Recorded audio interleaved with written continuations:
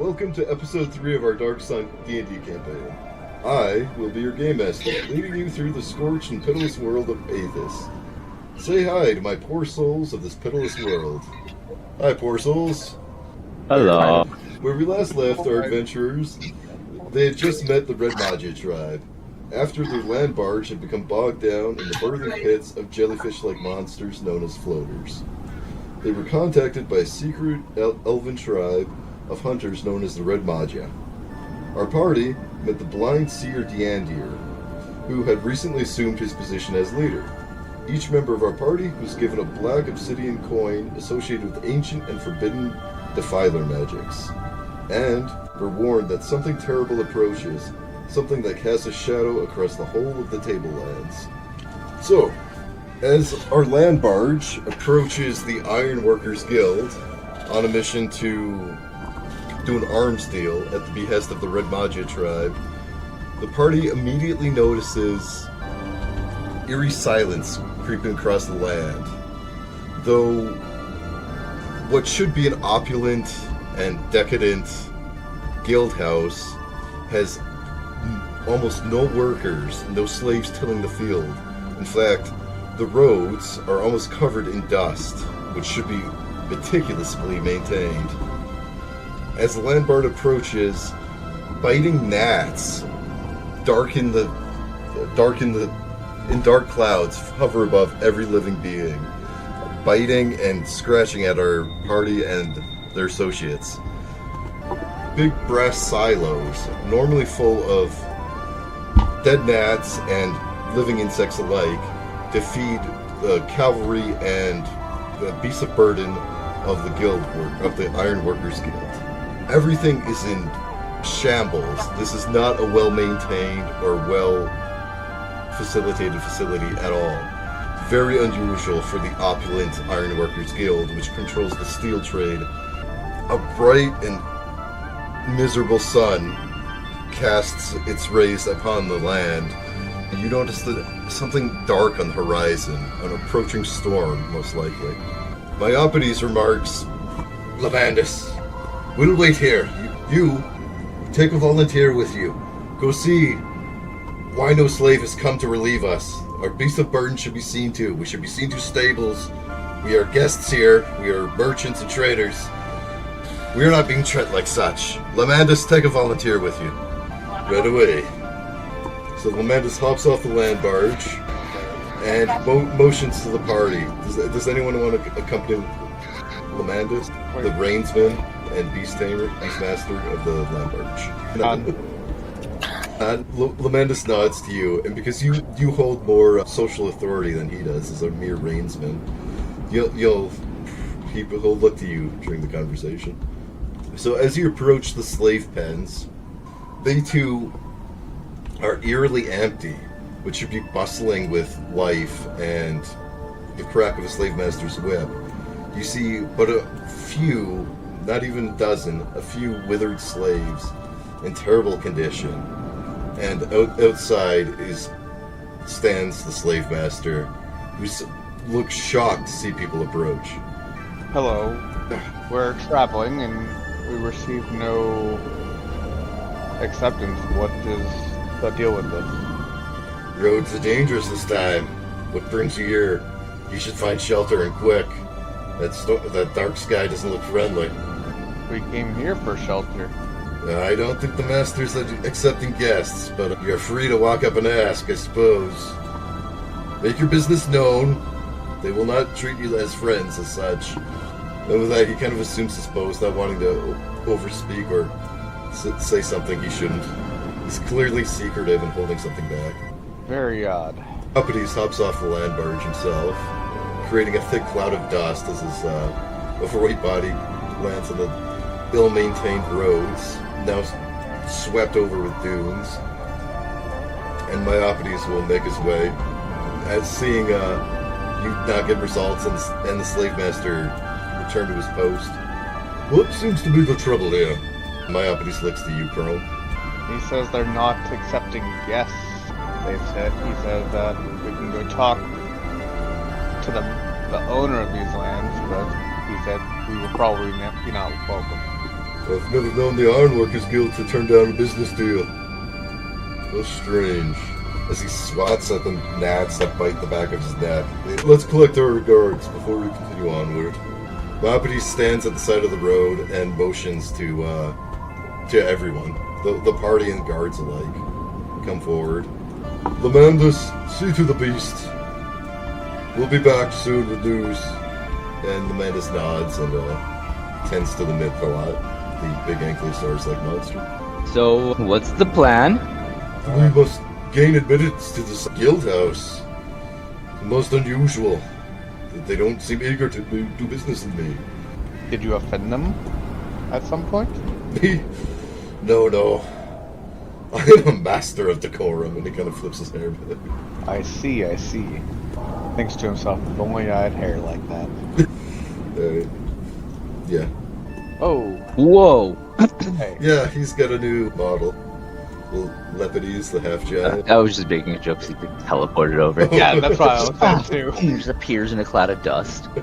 As Lepides walks, he's like making a lot of noise, thinking he'll scare off the bugs. He's going, oh! But biting gnats are all over everybody. It's quite miserable. I'm going to expend the use of my wild shape to keep the gnats off me. So what? Basically, I'm just constantly teleporting in place, which kills all gnats in a 5-foot radius around me. But like a cloud of flame? Like, describe it a little. Yeah. Okay. Yeah, it's just a little burst of flame comes off me every 6 seconds as I'm teleporting in the same spot, and like the little molten crystal around my neck is coalesced onto my shoulder as a small burning being. That's And I'm just teleporting in place over and over again because I don't want these gnats to keep biting me. Are you staying 10 feet away from everybody? Yeah. Well, that's why I'm over the side here. Okay. Inside of the land barge, Kanker looks to Jackal. Though I hate to admit it, you're an adept fighter. You go see to the guards. I'll wait here with Caius. On your way, slave. Be about. Alright, you don't take no blood woman, alright? Now incite him to see if it's true, his response. I like how he wasn't even going to give you one. Incite it. Nah, I don't care enough. Caius gets me in trouble. Caius is the bad influence. Yeah, that's who it is. Oh, Yeah. it's everybody. Yeah. Okay. The guards and Myopides placing himself in between the guards, rather nervous that this is so ill-kept, approach the gatehouse. Our little dwarf legs. That would be like the reality. Yeah, sure. We're like, no, unless we're dashing. Myopides stands beside the door and motions to someone to knock on it as if he's above such pleasantries and pettiness. I go ahead and kick it with my metal leg, extra clang. With that, Clang. Sure. A reverberation rings out across the entire structure. And almost instantly, a slit flies open, and you can see a pair of eyes and a bandaged face peering at you with bloodshot but angry intent. Who goes there? What business do you have? Say I'm calling. Back on. Yeah. A different but calmer voice goes, I didn't catch that. Who goes there? There's me, God. We got black ones. Right here, so I'll get something. Yeah, you go taco? Right over there. Every day. I see others out there as the bloodshot eye peers around looking. Send a more eloquent representative. What? Not trying to go inside. Torque Dust walks up, he's fixing up his shirt and goes, "Hi, we're here to do some trade. You open the door, we do some talk. How does that sound?" There'll be no trade. Get to shelter. Something approaches. Light. The only shelter you have is in front of us. We can all take shelter together and survive, and we can chat about trade. A different voice echoing from behind him, echoing from across the corridor you can't see. Aye, let them in. Tell them to leave their weapons at the door. Stand back. You all. I just turn around. I turn around. He says, "Leave our weapons at the door." How does everyone feel about that? He just raises his fist. I'm fine. I don't require a weapon to hurt things. Mahapati looks about nervously. He wants to see how it's unfamiliar, because you haven't been traveling together for too long, a couple of weeks, and you haven't been in too many fights. He's looking to see how confident the guards are without weapons. He's looking to see how you all react, to be honest. Oh, my weapon's already at the door. Like, I tossed mine at the side, turned around. I did like the fisticuffs. Like, how's everyone feel? Ivor follows suit, grumbling a little, as does Krios. Hope you all know what you're doing. I don't like the looks of this. It'd be a trap. Just give a smile. I always know what I'm doing. Smiles and barbarian. Padis, or Lep, for short, just cheerfully tosses his trident up on the pile. Still trying to make noise to scare away from the gnats, but he's much more concerned with the gnats than the weapon. I have no weapons to deposit, so. Okay. So it's just Trax. Do you leave your weapon at the door? I don't know. Trax, seeing everybody else reluctantly giving up his weapons, will walk up. He'll pull his battle axe off his back, place it down. Pull the crossbow off his back, place it down. Pull the quarterstaff off his back, place it down. Then he pats himself down a little bit more and goes, "Alright, I think that's everything." Alright. And as the bloodshot eyes watch you all leave your weapons at the door, he goes, "Aye, one at a time, come in." May I make a quick perception check before we go inside? Yes, you can. Alright. Torque can see a darkened hall with a elegant carpet leading up to an impressive chair, almost throne-like. Fires burn, but what you would expect from an ironworkers guild, the sound of anvils and hammers, isn't there. Again, there's an eerie silence. Trax, with a much better perception check, you can see into the hall. Though your eyes don't need to adjust, as opposed to Torque, who was almost blinded by the daylight, now looking through a darkened hall. You can see much more clearly. You see an opulent hall, gilded with intricate metalworks and gilt interlays, a beautiful marble floor, and a carpet that costs more than most homes. Although you also notice the beauty of this palace is marred. Empty crates, weapons, even sacks and bags of food are strewn across the hall, as if there's some kind of improvised defense underway, as if they're preparing for a siege. Or perhaps a siege that already happened. I'd quietly note to the others that something definitely went down. Torque Dust is definitely probably the first person that just walks right in. Sure. I'll walk right behind them. You're instantly met with gilded halls and finery like perhaps Karam would have seen, but I don't think Trax or Torque would have ever seen such opulence in their life, such decadence and aristocracy. So Torque turns to the bloodshot-eyed guy, if he's still in front of us, and he's like, "It's beyond wonders in here. Can I take a chandelier?" He kind of pokes you in your chest with his fingers. You beyond behavior. This ain't no. I asked. That stealing would be bad. I asked. That is good behavior, no? Watch your tongue. You see him stick his tongue out and look down. I don't think I can. I'm gonna have that guard that's giving him a hard time. I'm gonna have it tap that guy's shoulder on the left side. Okay. I don't think it's a good idea. Yeah, he turns to you. No, my mage hand. Oh, it's mage hand. Yeah, he looks back and furiously looks about. All right, Looney Tunes over. Not gonna I happen. love that every time Lepidus moves, the entire ground shakes. Shakes? Yeah, he's a giant. That's why it was crazy when he teleported in. Everything like boom. That was awesome. I like that. So Myopides approaches the man in the decadent chair at the top of the room. I follow. You see a gaunt man, rather thin and young, sitting in almost like I said, a chair inlaid with gold, very much throne-like. He appears to be the patriarch of this Ironworkers Guild house.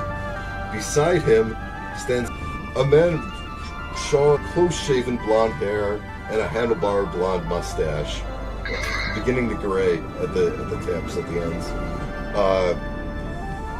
He's of average height, but has a peculiar brown, leathery cape sagging over his left shoulder.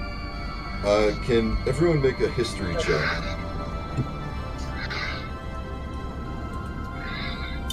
Hey, Ken, you're not gonna like it. Is this related to beans or undead at all? Oh! I got my that one out the way. That's funny. You said history? I got a 13. 13. I got a 14. Was this related to Fey, Fiends, or undead at all? Part of my Hunter's Bane, when I recall information about Fey, Fiends, or undead, things about nature, I have advantage on. Okay. Just double check if I roll it straight or if I have the... Actually, yeah, I will give you advantage on this, actually. Yeah. Oh, wow. This is vaguely, loosely connected to something. Yeah, definitely. Oh, that is a natural 20 plus 2 for 22. Nice. So, you in particular, you know this to be Petros, known as the White Jackal. He's a legendary explorer and hero of the city of Tyr. He's though you haven't heard of his exploits for a good 10 years, you know he's a living legend. He has an aura about him that people who recognize him stand in awe. He's arguably the most famous man alive, to be honest, in his day. He seems to have been retired for about 10 years. His legendary exploits are known across the Tablelands. He's crossed the Ringing Mountains and visited the Great Rift beyond. He's a big deal.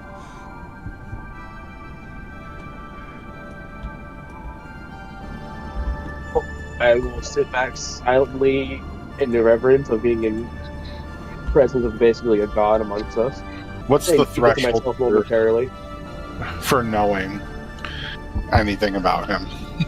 I'm gonna say 12. He's a very well-known figure, but he hasn't been, not for a good 10 years has he done anything, but his songs of his exploits are still told and sung about. Oh, wow. I got famous out here. Threshold is 12, and yeah, Torque takes a knee as they approach. I give him a wide berth so as not to subject him to the stink. He seems to not notice you or care about your reverence, and the aristocrat sitting in the chair steps forward. Who, by the way, I've used an elven model to capture him being an aristocrat, but he's a human. The young man steps forward and looks about you, taking a moment to assess you. If I notice, I flex. Yeah. I didn't just Dangerous times are about us. I could certainly use your muscle. I could see to it that you are well compensated if you were to help defend this guild house against any imposing threats. And Myopathy steps forward. What is this? What is this? Are you trying to bribe my men? I've come here to do an honest business exchange. What are you driving at? Oh, nothing. I see men in need of coin, and I'm in need of protection. And with that, he gestures to his left. And on this gilded podium that he has beside himself on display it's a face that's stretched out across the table. Its eyes looking about, quietly observing, quietly planning. Threats are everywhere. One is in need of protection. Torque just points. What the fuck is that? Make an Arcana check. Oh, gladly. Rock dice. Hold on, I'll be right back. That is definitely below a 10, so it doesn't really matter. No, you have no idea what that is. That's a face strapped to a table that looks to be alive. That's more what he was thinking, and he wasn't worried about what it actually was. He was just calling out, like, "What the fuck is that?" No one else is going to. I will. Okay. I'm always down to make my rules. I'm a survivalist. You would definitely get advantage on this creature, we'll call it. I don't have a modifier for, I don't know, so it'll be a straight roll with an advantage. See what it does. Advantage goes far. So what is it with Is it on modifier? 12? Oh, 12? I have no Nothing. modifier. Okay. You mind if I try one real quick? No, I don't mind at all. Oh, thank God.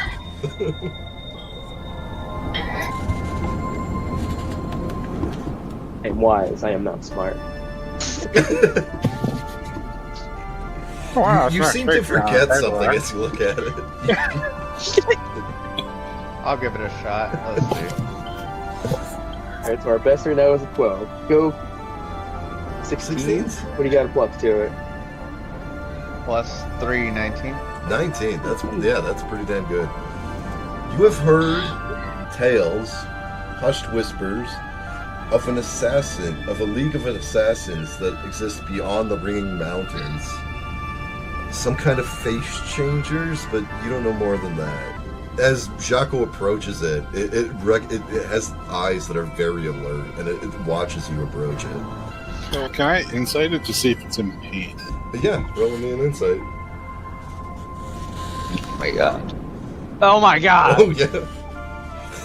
So yeah. You recognize it's not necessarily pain, but it's actively alive. It's actively thinking, and it seems to be plotting or planning. No, this thing's fun on you know. It has others. Yeah. Could be doing something bad over here. I'm just relaying to I the think I had a to the noble that it appears to be plotting against. Plotting, I don't know against what, but Sure. With a wave of his hand, he's like, Petros, my hero, has already taken care of it. It has been subdued, it has been captured. Nothing more than a trophy in my court. Hmm. I look at him confused. Why not kill it? Why not kill it, you say? Well, I think it stands as a warning to all other would-be assassins. This is what the fate that awaits those who oppose me. A trophy case in my courtroom. Let it stand as a warning. Torque raises his hand in the back, like he's ready to. He's got his question on this one. Just, would this have anything to do with needing men to defend your palace here? Perhaps? Could maybe you connect the dot? I'm not sure. Maybe? Just a thought? Quite right. You're quite observant. This particular threat has been subdued, though there are likely others. Is why I need guarding, yes. Second question, can I get my axe? I think there's no malicious intent. He just thinks this guy's fuckball's crazy and now wants to get his axe in case he needs to defend himself from whatever the fuck he brought on us. Now, you will likely be allowed weapons in this room here. Before you do, in my halls, what's this? Oh, it just he stops him and he continues talking. He's just like, "Will?" Like, I'm not fighting for you if I can't have my fucking weapon, you crazy fuck. You might be allowed to use your weapon. Continue. Sorry. Yeah, no. Myopodes takes another step forward. I'll not have you buying my men. We are here to trade, we are here to do business, and then we will be leaving. And with that, he waves his hand again, flippantly, like an aristocrat, like a defiant aristocrat. Like, ooh, I don't think you'll be leaving. The dark storm approaches. I think you're here to stay, if you plan on living at all. Did you notice the horizon darken behind you? There's a shadow creeping across these lands. All those who wait outside shall be devoured, to put it bluntly. To point out to you guys that I stayed outside. I literally was just turning around to go let you know. I was gonna ask if, as he's talking, if I can start making my way to the door to get my weapon, or be as close as possible to getting my weapon. This man is insane. As you approach the door, one of the guards says, "You may leave, but you may not re-enter with a weapon. Not until Byzantios gives you the say-so." Alright, I just got that right now. Yeah, grab a box. Chief, we're gonna go inside. We're gonna go down the storm. Come inside. Torque No. just side eyes the table to the right of him, and then you like almost in his eyes like a light bulb goes off, and he goes, "Haha, never mind. Forget my great axe. That's quite all right." Walks back a little bit closer to the table. Weapons is all out. Can't find someone better here, you know. Come and see. Come on. Theopodes whispers something to the guard standing next to him, Cyver. And Cyver makes an about turn and heads out. Real quick, I want to do one more thing. Can I try to flash my coin to the creature that's bound with the sleight of hand? Yes, you can. Oh, this is 17. 17. nice. So you want the face to see it? I want the creature's face. See, I'm trying to like body block, but Right. like show him the pestilence coin. Absolutely. The creature's eyes light up in recognition, but it remains silent. It looks eager. It's clearly not in pain. It's thirsting. It wants. Excellent. I'm letting other people. I'm waiting. I'm just waiting to rip a leg off this table and beat something with it. Perception at 20. Would I have noticed that's the hand? No, I can't remember how fast. What's that? What's up? I have passive perception at 20. Would I have noticed his hand little motion he was doing? Welcome to Or Nuvo's is that more of an characters. A passive perception? It's more of an active role. I'm not worried about rolling it at all. I'm just my guy. He's just observant. You know, he knows Yeah, things I get that. He himself, Yeah. but he likes to observe things that are happening. He Yeah. likes to sit in the corner and watch. Yeah. The big thing for me was that I body blocked the famous flattening. hero and the noble. I've already forgotten their names. Yeah, the heroes is Petros, the white jackal, and Yeah, the, and then and the Byzantios. aristocrat, yes, Byzantios, Yeah. So I just wanted to body block them and then flip the coin up in front of the creature because this thing has my interest right now, yeah. very much. He feels like an outsider like me. It has Trax's interest as well because it's a creature to be studied. Yeah. All right. I don't give a fuck. I want that table leg. So Yeah, I you don't notice know. there are Him weapons in the doing that, hall. and I noticed the You don't interest. need a table. There are actually like sergeant spears and things. Oh, is there? Yeah. Should have had. I thought my bit was just good. He doesn't notice it yet, but he noticed the leg. I totally thought that you were going after a while. Alright. Someone talk to this man. I am not coming So- in. So Why Coward. won't you let my compatriots have their weapons? We obviously mean you no ill means. You tried to bribe us. Our honor is still intact because we did not take your bribe. So what is there to stop us from taking our weapons? 'twas not a bribe. Don't be so uncouth. 'Twas merely an offer. Money for protection. As for your weapons, make a persuasion roll. Nice. 22. 22. With a flippant flick of his wrist. He's like, have them if you need. He looks to Petros like nothing could possibly hurt him while he's in Petros's bodyguard. Take the weapons if you must. And we shall. Thank you for your hospitality. Our aristocrat didn't leave, right? He's still Yeah, here. yeah, here. Just the guard. Okay. Yeah. So, yep. The whole crew of so just for my mindset, the whole crew besides Gripple is inside, right? Yeah. So, And looks like Canker and somebody here. Yeah, that's Yes. okay. So that was my worry, but I can't fit the giant. I'm actually more worried about the Ankylosaurus. yeah. It's funny you should mention that. I can't get it inside. Yeah. So, make a perception check. Did you go near the doorway? recently? The minute I heard weapons were allowed, yeah, I started just like Okay. he stopped wiggling on the leg of the table and just went for his great axe. Sure. So, anyone near the doorway, you see Lamandis and is it Cyver or Krios here? Cyver. Lamandis and Cyver are actually discussing if they could take the hinges off and just push the Ankylosaurus through. It's going to cause some damage to the doorway, but they seem to be discussing it, and the Lamandis, who's the better beast tamer, says through his gritted teeth that he has no lips, so he talks through them. He like spits as he talks, and he talks through clenched teeth. And he's saying, no, these milk-a-lots are surprisingly malleable. I'm pretty damn sure we could fit it if we must, but I don't like the looks of this.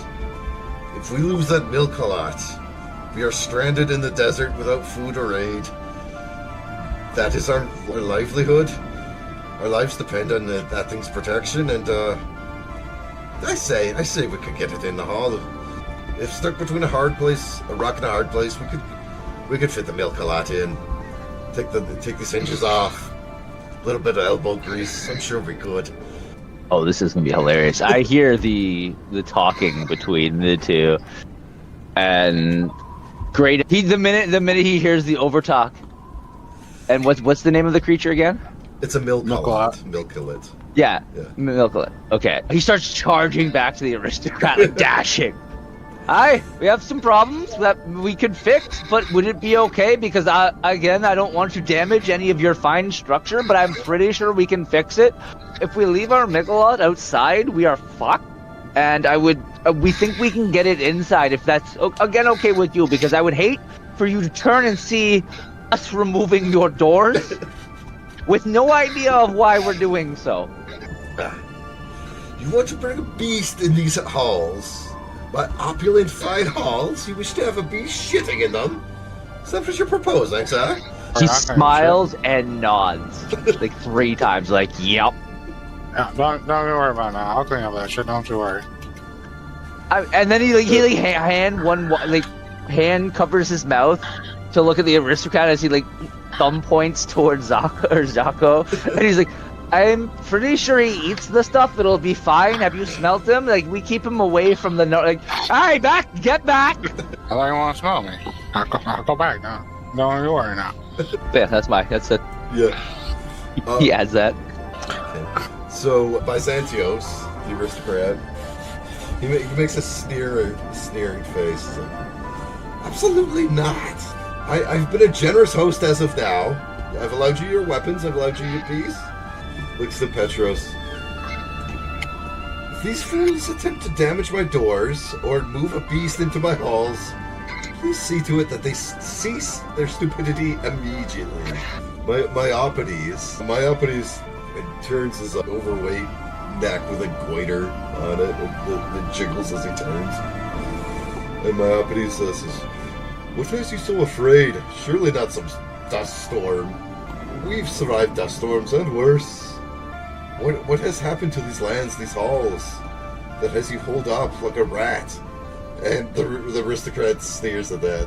There's tension growing. Watch your tongue, worm. I'm no rat. No, I can have you living with them. Word of my family. And they start a pissing contest comparing like whose noble heritage is who has bluer blood, essentially. And they're bickering. They're bickering. Because he heard the word rat, and player saw something outside that I think DM put there and forgot about. He's like, the rat beside the cactus. I saw it. I'm not sure if anyone else did, but I saw it sneak in there. Actually, it's something I forgot to mention in the intro. Thank you for reminding me. There's more than one. What's that? There's more than one. Yeah. I found them all out here. Oh yeah. I was scouting. I only noticed the one, but I've been hanging on to that since. Yeah. Thank you for reminding me. That's awesome. So as you approached, under the beating hot sun and the biting gnats, you noticed several rats acting most unusually. First of all, moving around in broad daylight in the hot desert heat, is unlike a rat. And secondly, they seemed not intimidated by people and noise and movement. They weren't scurrying away from people. They were watching. I'm so glad I made that stupid call out in the middle of a bicker. But yeah, yes, he mentions like about the rats. I can't remember exactly what I said. I apologize. Yeah, with that, you mentioned a rat, and Byzantios looks at me and says, "Vermin here, unlike anywhere else." That's all he says. All right, I want to insight this. Is he proud of the vermin? Like, that's an odd fucking thing to say. Ooh, that's a 16 with... Second, sorry. I have my sheet right here. That's an 18. Is he proud of the rats? He's not proud of them, but there's almost a begrudging respect. What? What? Why are they not like anywhere else? I noticed they didn't really... You stomp at them and they don't skitter. Why? Do you feed them something different? What? You see him almost speak, and then he remembers you and your social status, and just a guard, just a hired gun, a hired muscle. He almost begins to speak, and he bites his tongue visibly, not literally, but you know what I mean. And he turns back to Myopathy. See to your beast. Leave or stay, I care not. No beast will be in these halls. And he turns away. And that's how you want your kindness to be remembered. I'm sure you know we do trade with a lot of people. I don't think that would go well for your name. That catches him off guard. As you approach the face, the white jackal approaches you. He puts his hand on your shoulder. Like, watch yourself. This ain't no toy, my friend. He puts his hand on Crom's shoulder? No, not you. Yeah. Sure. Okay. No. Okay. I don't care about him. Yeah. He's not. He's not offended by the bench. Actually, I'll make a Constitution check. I think I'll be fine, but I will make a Constitution check. Damn it! I'm just curious if he's offended by it. Yeah. Please. Yeah, no. He winces at it, but he's not an aristocrat. He's been through hell and back. He takes more than a foul smell to disturb the white jackal. Yeah, I mean, it's they're just plotting against you. I'm just making sure it don't get out. Not me. Watching. Yeah, I have it under control. Trust me. I just like looking at it. It looks squishy. It's got nice eyes. I advise you to stay a good 5 feet away. This gets on your face. It'll be the end of you as you know it. It wears its host. It possesses them. Stand back, friend. Alright now. I'll stay a little bit back.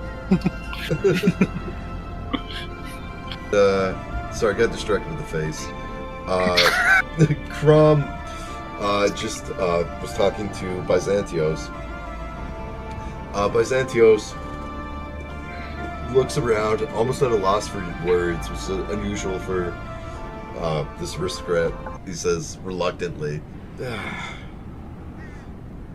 "See to your beast. If you must pull up here," he says through gritted teeth, "bring your beast, but clean up after it. You may stay one night. Very well. When the storm passes, you must go."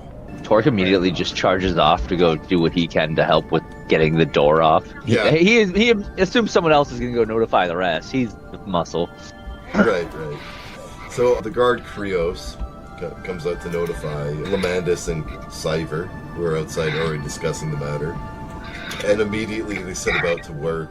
It's going to take a couple hours as this is a door fortified for siege warfare. And it's not as simple as unhinging it, but it can be done with some elbow grease, and the Ironworkers Guild certainly has the tools to do so. There we go. So yeah, Lamandus and Cyver begin working, and with Torque, if he's helping. Yeah, I'm definitely helping, yes. Okay. I got strength for that shit. Yeah, awesome. Did Did they just leave Caius in the fucking... They did.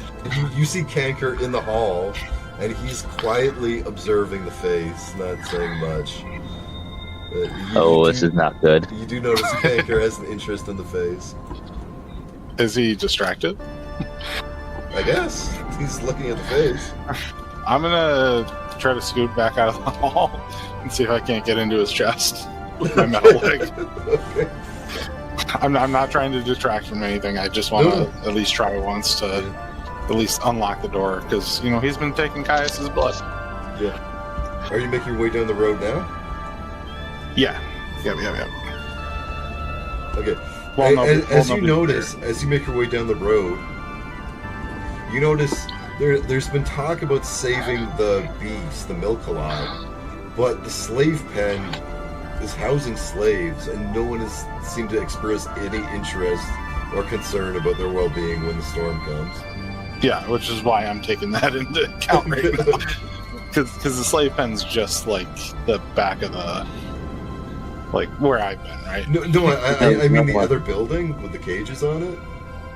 Oh, this one? Yeah, there's slaves in there, and they're exposed to the elements, but through the cages, you know? And no one seems to discuss their safety at all. God damn it. That's my problem. Yeah, it sounds like my problem. Damn it. I thought you were worried about your buddy in the other cell. Yeah, well, I'm gonna start with him and then go deal with the people I don't know. Alright. Can I try to kick this chest open with my metal leg? Yes, you can. 13 to hit it. That hits, yeah. Alright.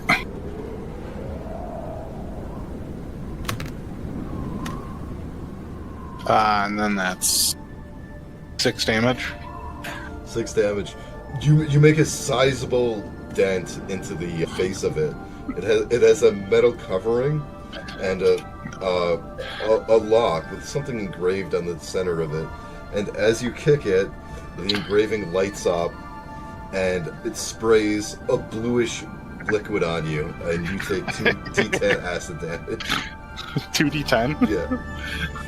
Alright, go ahead and roll it. We'll see if I survive. Oh my god. Is this a dex save by any chance, or? It would be a dex save, actually. Yes, it would be. Okay. Let's see if I Okay, can... I'll roll the dice, but because I already got it. But actually, make your dex save first. Yeah. Okay. Be a dex save, we're looking for 13. Or take half damage. Does 20 work? Yeah, that'll work.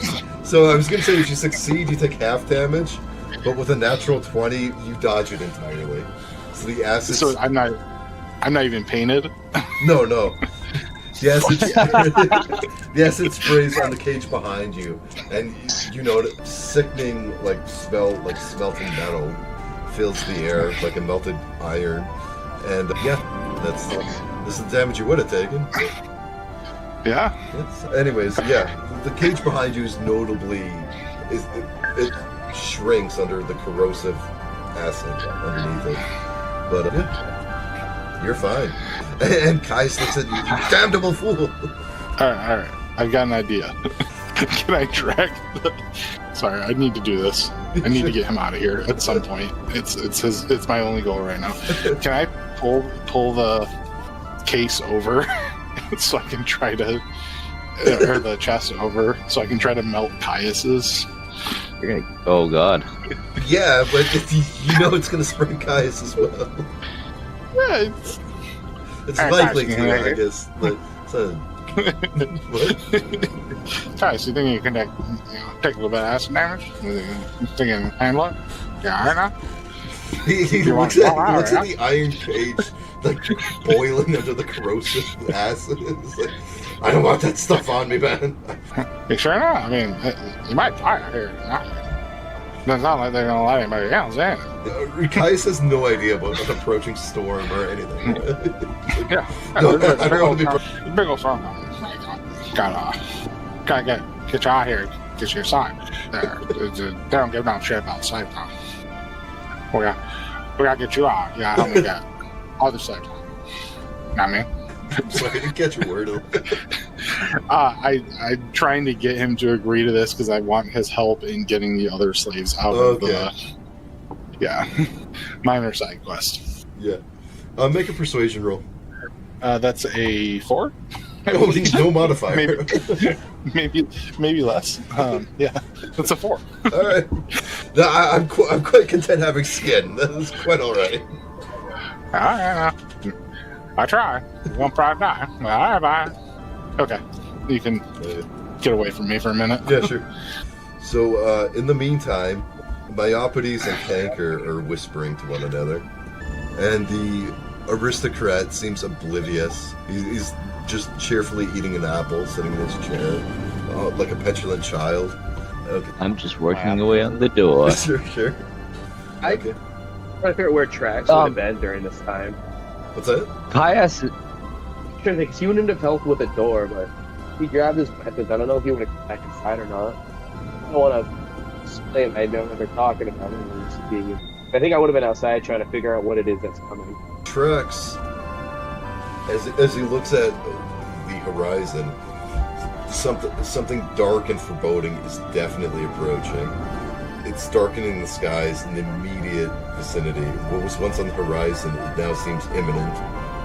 You hear howling winds and a faint sound underneath it with your passive perception, almost like the rustling of dead leaves, which is very unusual in this dead, scorched world. Brom, you approach sorry, what? I was gonna say, am I able to essentially anticipate how long we have for the storm on us? Less than an hour.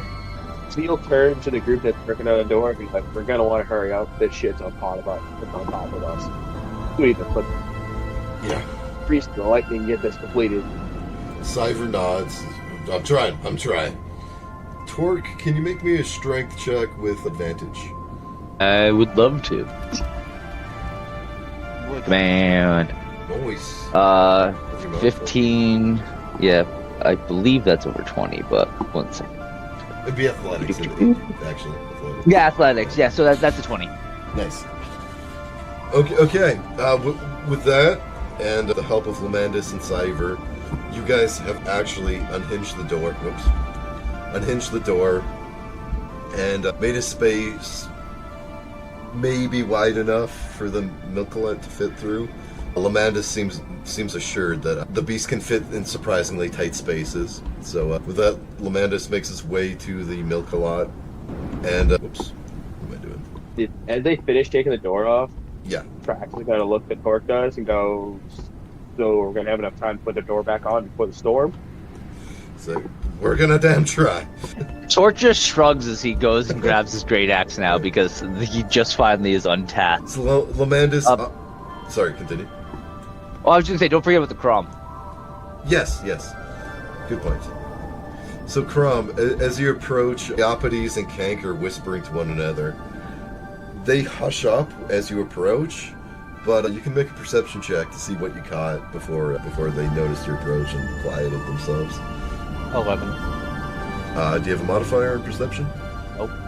Nope. Alright, no. You don't know what the hell they were talking about. But a Canker nods to you, paying you respect, like a grudging respect, knowing you're his social superior. And he parts as Myopides turns his attention to you. If you wish to speak, if not, it's fine too. Oh, you guys didn't have to stop on my behalf. I was curious if everything was okay. Bah! Of course we make it. You deserve more respect than a petty foot servant. Canker can be dismissed. It is of no consequence. You know, troubles of the underclass, as it were. So there's not anything else we need from our esteemed host. You don't even need to make a perception check. You can see Myopides is outwardly angry at him, fuming even. Myopides says, "We were not paid proper respect. I see no reason to respect him.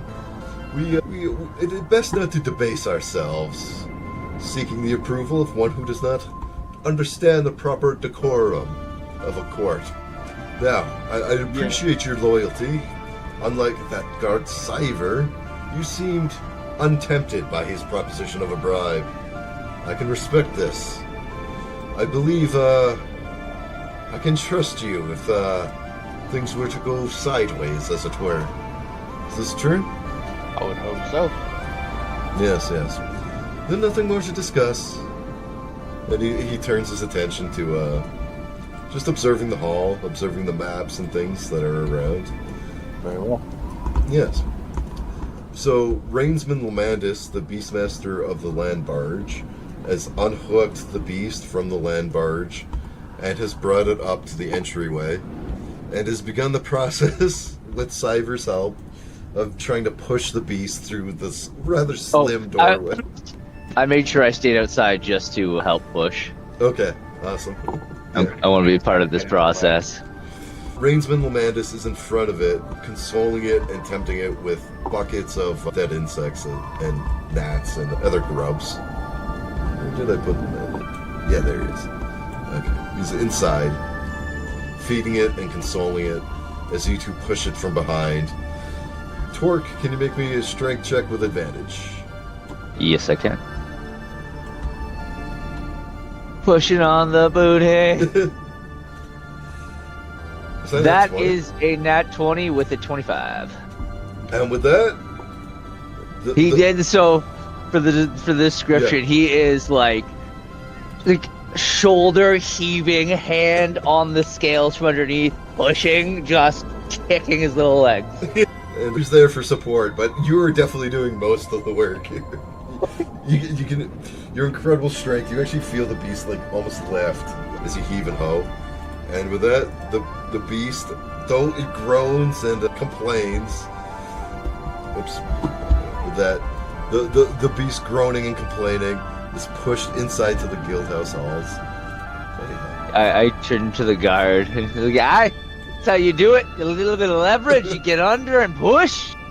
I don't think this one's my buddy. I think it's the one inside. I just can't remember. The one I stole the sandals off. Cyber's the one you stole the sandals off of. Yeah, that's the guy out here? Yeah, it is the guy in there. Yeah. So like he doesn't say it like angrily or anything. He's just he's just trying to show up the way. I'm gonna make him great. That's right. I didn't forget to talk. It's gonna be great. He's gonna do shit. I wanted to put him downstairs. That's for sure.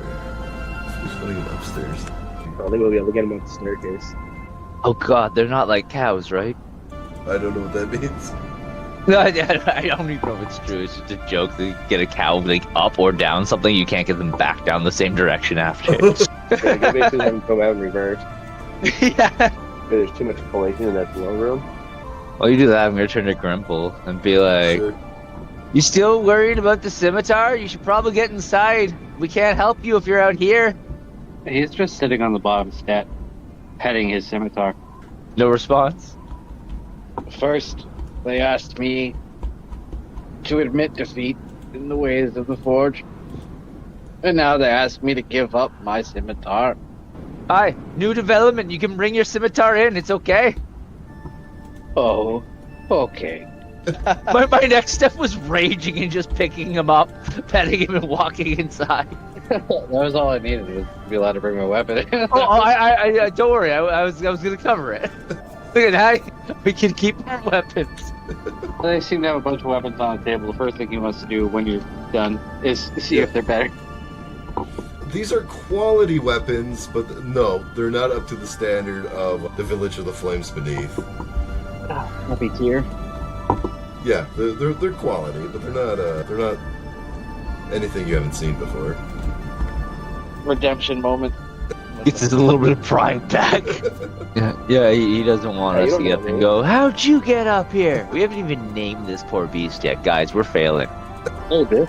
In the list here, I named it the Beast. I've got a bunch of tags here next to people's names to describe their characteristics, and most of our guards have the tag Pussy beside them. That's why I took the sandals. The guy's actually a good dude. He just needs a little bit of courage. Yeah. We got the people with the Pussy tag are Cyber, Keys, and Canker. Yeah, that checks out. They did not help you in the last fight. And then beside Cyber it says Sandals Guy. There you go. He's my buddy now. I'm gonna go find Crom. I was going to stay outside and fight the black stuff, but Chris came out and said the thing he No. needed to say. Gods be damned, I'd be like that, eh? And like the worst part is my none of my stats are actually below 10. I'm actually a very intelligent barbarian and very charismatic person also. It's just ridiculous how I rolled. Like, I don't have... Yeah, my lowest stat, I think, is 12. There he goes. Ooh. There we go. Ripple's Right getting in front of the more stairs. Oh, no, he's against not in the slave stairwell. keeping than he was before. Is he? It feels like a good thing to be a stand against, to be honest. Yeah, but it's more of a seeing how useless they are, wondering why they keep letting it talk first. Where's Crom? Where the fuck's Crom? Crom's at the doorway. Oh, I walked right past you. Okay. Walked over beside Crom. It's only my side. Whatever it is, we fuck shit up. We shall. I don't think we'll have need for any of that. I feel we may be still strange. Pardon? I said Or still the strange. strange how everything's going. Yeah, but I've never seen anything like this before. Is this is strange? It seems like a lot. Wait till we get to the next city. You'll see what a lot is. The sky visibly darkens as the storm approaches. You can hear winds howling and something just underneath the surface that you can't quite make it out. Byzantios jumps to his feet. Batten down the hatches! Get the door on pronto! It's here! It's here! Get to your posts! The white jackal approaches Crom. Something about you. There's just something about you. I feel like kindred spirits, you and I. I still don't remember you. That's right, you rolled like Yeah. Torch is confused in the conversation. The minute somebody walks up and like, there's something about you. He's just like, wait a second. Just eyeing both of them. Like, is this a connection starting? he with his head he like cocks it to the left, and you follow his eyes, and he's looking at a couple kegs near the doorway. It's like, any chance to or two? Byzantios usually watches me like a hawk. He wants me on sober for guard duty, but a drink or two surely couldn't hurt. Wait, I'm sorry. Is he asking me to get him a drink, or is He's he asking you me to get drinks and discreetly, like, act like you're drinking, but discreetly get in a few. Yeah. Because Byzantios won't care if you're drunk, but he will care if his primary guard is drunk, his bodyguard. But he wants you to discreetly get him a drink or two. You want to What's a drink or two between friends, eh? And he, like, nudges you with his elbow. Well, I don't know if he'd have a problem, but frankly, the hospitality, comparatively, in the last two towns, I am not impressed, and I don't know if he would be offended if we opened his keg. And frankly, we don't have a place to go if we do offend him. Otherwise, I would be honored with whoever you are. He's taking a breath. Surely you've heard of me. Petros the White Jackal. I supped wine with the kings of Dragon Crown Mountains. I braved the Great Rift, blindfolded, so the cannibal witch could not tempt me. I danced with the giantess of the Isle of Ash. For 7 days and nights, I drank from her breast, and now I know the secret of the giants. And he gives you a wink. You see, like, him putting his hands on, like, he's frustrated and just like, no, no, I don't remember. I don't know. Bills are must be. Torque is just nodding and then looks insanely impressed at the last part. He's just like, my man. He's like, I can't believe I've heard of Petro. Even I've heard of Petro. Can't believe I've got one on you. You've heard of this man? Just nods profusely. Everything he said, the tales, they're insane. And he like leans over and whispers, like, teach me how to drink from a giant's breast. He turns to you, he's like, I don't know if I'd advise it, friend. I told the secrets to a traveler once. He gouged out his own eyes and fled to the deserts, never to be seen again. The secrets aren't for most mortal men. Just the blind seer we came across looked like he gouged out his own eyes. No, his eyes looked like they were burnt out. They didn't look like gouged out. Likely story. Torque, after being told that, Torque, like, you can see he's like thinking, and then he just looks the man up and down, and sticks his fist down. He's like, "I understand. I'd like to keep my mind intact," and then puts it to his chest. Respect, though. That's some shit. Yeah, he gives you a salute. He puts his hand to his heart and bows his head, which you would know as to be the salute of the military of the city-state of Tyr. Well, that's basically what I did. So he just follows and just bows after. But that's all. All right, the black storm, blacker than anything you've ever seen. This isn't a regular dust storm. It is approaching, and you can see if anyone's outside. Is anyone outside? I'm cleaning up poop. Poop. That's my job. Yeah, no, totally. All SPCs are inside. All right. I'll just say the storm isn't static as you would expect a storm to be. It appears to be some kind of writhing mass, and you can hear something like dry leaves or something moving as the storm approaches. It's getting louder. And That door? yeah, What about that door? boop. The door is replaced in time. And yeah, is anyone outside should get inside? You know this. It's been made I abundantly think the clear. only people you have outside is 2 guards. What's that? I think you only have 2 of the guards. Okay. I think everybody else came in Right. when we were pushing Yankee inside. Okay. I like the ad of abundantly clear because you have made it abundantly clear.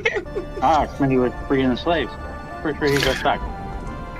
No, I tried to free the one I cared about. Saw that storm and I went back inside. Yeah. This is actually something of a prize to gaze upon. This map has been left out almost carelessly, and it covers the trade routes and caravan routes of most of the Ironworkers Guild. Plans to trade, where their outposts are. Yeah, it's actually a very good find, and I'm sure raiders or pirates would feast upon it. But yeah, it covers trade routes and caravan routes. It has dates. It has plans on it for the Ironworkers Guild. It covers certain terrains. You can see areas that are marked as salt flats and mud flats, places where caravans would get stuck, and sud flats, to be inhospitable with the razor winds like salt that cut the skin, and with everything dried up and no water to be found. So yeah, there's interesting geographical information on this map. Yes. You'll just be devouring that knowledge till something happens. Okay. With that, Varius, who was the slave master you first talked to, he's the last to enter, and as the doors are sealed shut against the oncoming storm, and he looks concerned, but quietly concerned is what he looks like. And with that, writhing black mass appears on the horizon and is now visible as eerie, as screeching and chittering and skittering can be heard. A storm unlike any you've ever seen in your life appears. Okay, Jesus Christ, it looks scary. so Is there any windows?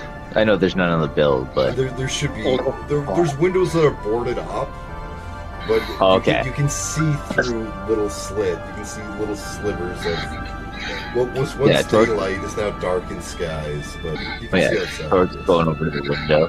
Okay. He's trying to squint out. I'm looking through the door slot. Yep. So, can you see the bronze?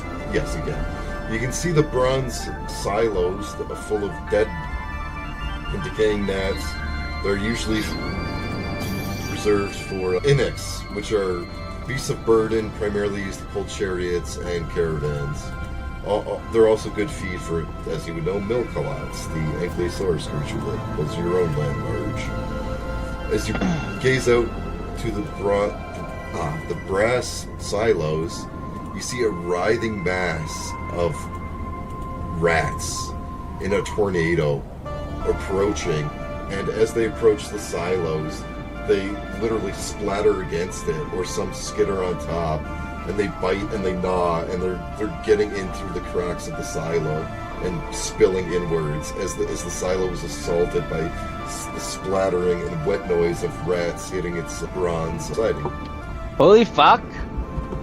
They're not making it in here? And dense fog approaches as well, but you can still see a writhing mass of rats. Now, I go back over to Crop and just like, I'm basically gibbering Yeah. as he speaks, and he's like, and there's the fucking rats and the fucking tornado, like, get safe, and he starts pushing him, like, I don't know where, but inwards. As the rat NATO, we're calling it, hits the silo, and you hear horrible screeching and splatting noises as rats cry out in agony and skitter into the silo full of dead insects. You can hear the slaves in the building just beside it start screaming and panicking and trying to rattle their cages free. As most in the hall just grimace in silence and not to hear the slaves cry out for help. I'm have one crying in the corner while I'm scooping up food. Make a resistance strength check. Like that. Strength check. Yeah, I'm pushing you 5 feet inwards. An 18. The door's shut. It's just open, so you can see that. Oh yeah, he saw the horrors. No, he's just keeps pushing from inwards away from anything that he sees that could potentially break open. Why are you pushing me? Fucking rat tornado! You go fucking. Do you not hear what's happening? Get the fuck in the middle, and just keep pushing. And with that, the rat NATO completely consumes these slave pens, and rats spill in from in the grated. They're caged. The grates of their caging, rats are spilling in, and the ravenous, and they're eating them alive. You can hear horrible screaming as they're devoured to the bone by innumerable rats, more than you knew existed on the planet. They spill in and they're ravenous, and screams of agony are heard. There's so many rats. That's what you would care about. You had your chance to save them. You ran. Tracks pulled from a stupor of the map. Looks to the other taps. What going? Stop and listen. What's Do all you that not hear? screaming? Crom, get your ass over in front of me over here. Move your character. Oh, you pushed. Yeah, forward. Pushing you. Shoving. 5 feet, get your ass over here. I've been shoving you for some time. More than 5 feet. Yeah, well, it's been some time. We're listening to some shit happen. I No rolled one a else. 19. Okay, well then you stop here. And he's like, and then answering shots. Do you not hear what? And he's covering his ears. He's like, how you fuckers do this? And he looks to the aristocrat. And you're just going to allow this? Byzantios grimaces. "'Tis a tragedy. Lost money, property. It can be recouped." Can I try something? Yes, you can. Because I might be able to actually help those people out Yeah. without leaving the building. Let's see. I can summon it. Yeah, I'm going to summon my wildfire spirit outside the door. Okay. Because at least this way I'm going to get some knowledge here of how strong these things are. Yeah. I'm going to move it over to the pile of rats. I'll just use myself. Move it over to the pile of rats. And I'll try and use its abilities to keep it off the slaves for as long as possible. Sorry, what was that? It's got 2 abilities. It's got an attack that does fire damage, and it's got a teleport that does fire damage in a radius of 5 feet. So everything around it for 5 feet will take fire damage. What's its HP? Is it? It's got 5 plus 5 times spirit level, so 15. Okay, so it goes first. So what's its turn? What's its turn do? Because you get essentially a surprise round. Yeah, it's gonna use a flame seed attack. Okay. Flame seed attack. That's a efficiency. It's 6 to hit, I believe. 6 breathing mass of rats parts briefly to let when the flames emerge, and then immediately it fills in the space. But you miss. And then for the bonus action, it's going to get nice and close and teleport them, or teleport itself around them so that they take dex saves. Okay. Dex save. Okay. So the mass of rats fails its dex save. Takes 7 fire damage. 7 fire damage. And okay. And do you get to teleport a slave out in 1 round, or how's that work? I mean, technically, yes, I could, if I moved up to the pen, teleport the slave 15 feet away, but I don't think that's what's going to be what saves him. I'll give it a shot. I'll teleport him 15 feet away and see if he can run for the hills before it gets, but, you know, yeah, he's just going to teleport 15 feet, so probably like just right here, right beside the rat. So just one you can do, because there's 2 in the cage, but you can just do one. Let me double check. I can teleport. Oh, each willing creature of my choice. Okay, so you can get both of them? Yeah, I'm good both of them. Nice. Okay. It's up to them to get out of here from this point. So. Right. Okay. So the fire elemental immediately is subsumed by rats and takes 6d10 damage. You get all ones. What's that? Yeah. All ones. So it takes 33 points of damage as rats devour it, I imagine. How much HP did you say it is? That's 15. Oh, man, these things are terrifying. There's no saving throw, no to hit. It's just auto damage. No, it's if you're in the swarm, they're biting you. Yeah, it's just auto hit. Yeah. That's what I'm saying. These things are terrifying. Yeah. All right, here goes the wildfire spirit. I got the slaves out. They have their own lives now. Okay. Yeah, for 3 seconds. Now you can watch them die. Oh, was that not moving properly the last time? It was only doing 6. That's a normal movement, right? If you dash. Oh yeah, dashing. Here we go. Okay. The best is just describe them dying to Gripple. This is gonna be the best. So some of the slaves are panicking and running and screaming for their lives. Bar the door. I can get you in. Byzantios says, "Oh, you're not unbarring that door, friend. I'm barred. The slaves are property. It's a shame to lose them, but they would have been lost in the long term anyway." Consider it a test. What's that? Whatever these things are, they're strong. I'd like to know their exact strength before we move on. Okay. So the rat swarm spends another turn because there's more slaves in there. That's just the two you can rescue. Oh man, we're gonna get away. What's that? We're gonna get away, guys. We did it. So rat swarm spends another turn as many rats are pelted against the stone walls of the slave pens, but others devour and break their way in the cracks in the windows or in the grates of the cage. Soon the entire slave pen is overwhelming with teeming with rats. At least a foot of rats scurrying across the floors and biting the toes and ankles of slaves as they scream in agony and fall, and they're soon subsumed underneath a cacophony of biting and skittering rats. Yeah. So you can see the slaves desperately running and scrambling for the door. Yeah, I'm gonna give them another wildfire spirit so I can, once they get at the door, I can teleport them right in. Okay. I'm gonna Step roll. away from the crack. That's it. Okay, since this is your game, low or high, I'm gonna roll a d10 to see if the rat swarm devours them first, or if they can make it another 10 feet. I do have something I can throw out to assist with that. Oh, brilliant. Yeah, I can cast Entangle behind them so the rats will be slowed. Well, the rats are kind of like in a tornado. I don't think. Hoping for the best here. I think your character would know that's not going to stop a rat-nado. Damn rat-nados. Alright. You said D10, high or low? Yeah, so I'm going to roll a d10.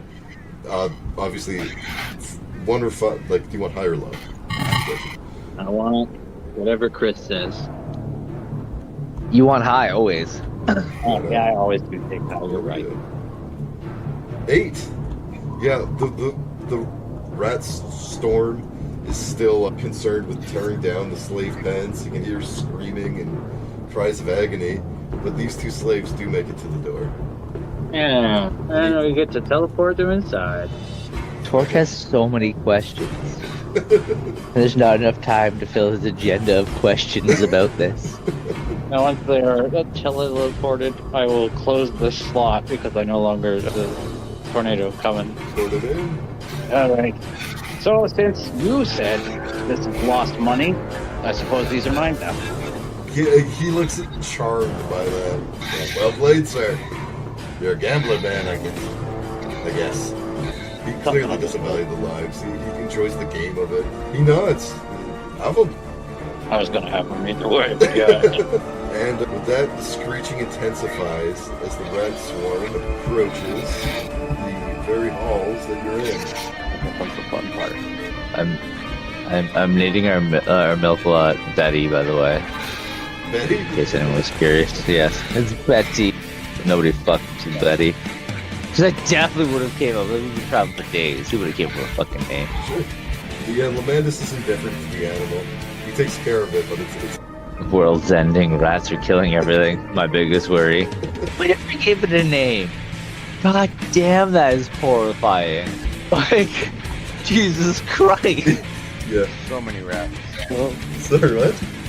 Oh, Rat Native. Rat NATO. So the splatter and squeal of rats can be heard against the fortress walls as they cry out. But throughout the boarded windows, you can hear them burrowing and biting and trying to get in. And what do y'all do? Nobody's panicking. I'm gonna move my slaves to the back of the building. But that's a torque screw. That's like, is this just a normal Wednesday for all of you? He's like covering his head, like freaking the fuck out. He saw shit. Yeah. I'm not coming in better to be now. distracted. But Byzantios, he has a walking stick in his hand that's purely decorational. This is a young man still. He taps it on the floor, on his marble floor. I told you. Rats here, vermin here. Not like it. You'll find elsewhere. He says aloof and smugly. He feels invincible as long as he has the white Jackal by his side. How long have these rats been plaguing the area? Thank God. Sorry, what's that? How long have these rats been plaguing the area? The white Jackal turns to you. First I've heard of it. I've been here, new hire, about a week and a half, maybe 2. I've seen it come thrice before. Well, I've only seen it 2 days earlier. It is notable that he gestures to the map. The expected caravans, we're a well-connected network and all trade and messages have ceased. We do not know how far widespread this is. Could be the whole world for all we know.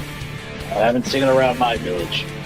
That's reassuring to be sure. This is not normal. This is not normal anywhere. Drax is looking around to see if everybody's distracted. As you look around, you notice Lepides, the giant, is talking to the face on the mantle. I just need to know if anybody's paying attention to Drax. What's that? Is anybody paying attention to Drax? But no one's paying attention at all. As nobody's paying attention, he's going to ignite his crimson light on his battle axe. I take 4 damage, but flames are creeping across the blade as he strikes his satanic. As he does that, flames erupt on his thorax. Nice. As if he's preparing for the fight, but he doesn't want people to know how he's doing it.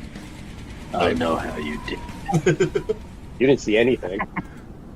but I know how you did it. My passive perception, Mr. No Stealth Check. Yeah, we all saw you. Now everybody's distracted. Yeah, but we passive. Now everybody's distracted. I noticed that Lepides was pretty close over here, so I came over to warn him to stay back. That's what I was doing. Yeah. I guess I'll hang out here with him for a minute. Yeah. So the face, which was almost featureless, like a Slender Man, like visage of a face. Just five. Yeah, just the general shape of a face with no real features. As Lepidus approaches it molds itself like clay, and it assumes the face of a beautiful woman, and it starts to talk. That's it. That's not all. Yeah. And it starts talking to Lepidus. You know, I know people don't respect you. That's how strong you are. You could be a giant among men. You could be a hero. Forget forget all of this. You and me, we could be something. We could be legends. Yeah, I guess that's how you get as you approach. As it's wise enough to stop as a second person approaches it. Alright.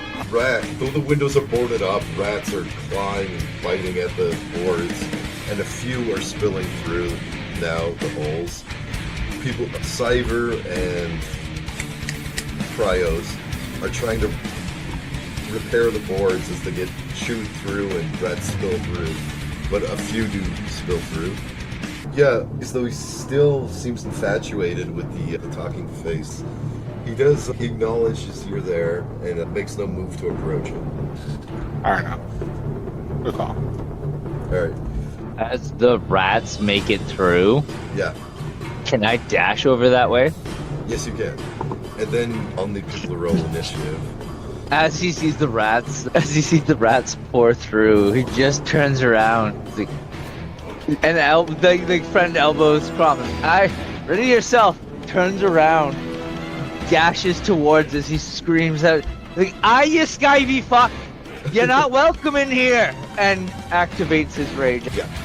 I'll let you be raging when initiative starts, that's fine. I'm not going to be stickler about that. As the rats spill in, Byzantios, yeah, for the first time you see fear strike his eyes, and his nonchalant composure begins to fail. And he goes, "Jackal, with me!" And he dashes upstairs. And Petros, with a reluctant shrug, goes, "Well, paid to guard the man, paid to bail on you." And he makes his way upstairs with Byzantios. They move so far, so fast. Yeah, that's why I said we're not quite in initiative yet. So. Oh, okay, then I'm up here then, you motherfucker. Yeah. I think Oh, sometimes yeah. you do, I'm just distracted, but yeah. Yeah, no, you're good. I'm just being a shit. Every time. I'm only over here because I was going to arm the slaves. Okay. Please give them magic stones. Wait, why do we have... Red, Wait. And you got, so Cyver and Cryos, they're trying to board up the windows. So they're not going to roll initiative. And they're trying to stop more rats from pouring in. Is everyone else going to be in initiative order, or what's everyone else doing? Might as well. Oh, you're rolling it? Yep. Wow. I don't know what I got an 8. Wait, what did I roll? You rolled a 920. Did I really? Correct. You got a 13. I got 21 then. Oh my lord. I've got an 18. Guy that I your rolled is modifier, so Cindy? hot. You got 15. Oh, it's +3. I got an 18. What's your modifier, Nuvo? No modifier, straight 13. Okay. Taller, what's your modifier? +1. I got 8. Okay. And, Ripple, what's your modifier? +2 for 7. So, real quick, my telepathic connection, it doesn't have a timeline or time frame. So, I would still be connected to... I don't even have your name on the side. Torque? Yeah, I would always be connected with Torque. Right? Or would I need to redo that? I imagine it would be a long rest, but if you reactivate it at any time, yeah. Like, that would be one of those things that you just would probably do when you wake up. Okay. If there's no time limit, especially. I don't know, that's DM calling. Yeah, if there's no time limit up, it's 24 hours. You can do it. Is that how it works? Yeah, there's no time limit. I'll just leave it once a day, though. Like, I'll have to use one of my things. So I would have expended that at the beginning of the day. Okay. But remember, I can't speak back to you. You can just talk to me. I know, I'm just reminding you. Oof. Okay, so, Crom, you have the highest initiative. I also know Jackal didn't roll. Did somebody say he's going after it? You No, got no, 18. I rolled. I got an 18. Oh, you got an 18? Yeah. That's right, yeah. Yeah. Of course. Crom, you're up first. Write this portion down. Alright, so I go into attack mode as a bonus action. Okay. Which, What is that? when I roll damage, okay. Yeah, he has defense mode and attack mode. He's a weird class. Scion. So I go It's going to be good to explain it to the people. I use psionic fling against the one behind the one in front of Torque. Okay, I'm gonna label them 1, 2, and 3 just for So- ease. Closest to the wall where the drape is. Okay. Alright. What? 15, 20 to hit. Oh yeah, that hits, man. Yeah. Alright. Explodes on impact. Noise. And I've relabeled them. With that, the rat is impaled on its nose, and it travels. The bolt travels straight down its spine and comes out its rear end, and it gets stuck into the boarding on the wall, like the window boards. Hmm. And it is. I don't know what y'all are scared about. It's fine. Don't worry about it. Alright, Jackal, that'd be you. We'll rush the one close to him, which is the one next to Torque, and make a mighty swing with his battle axe. Noise. And he just, tips straight into the floor. Yeah.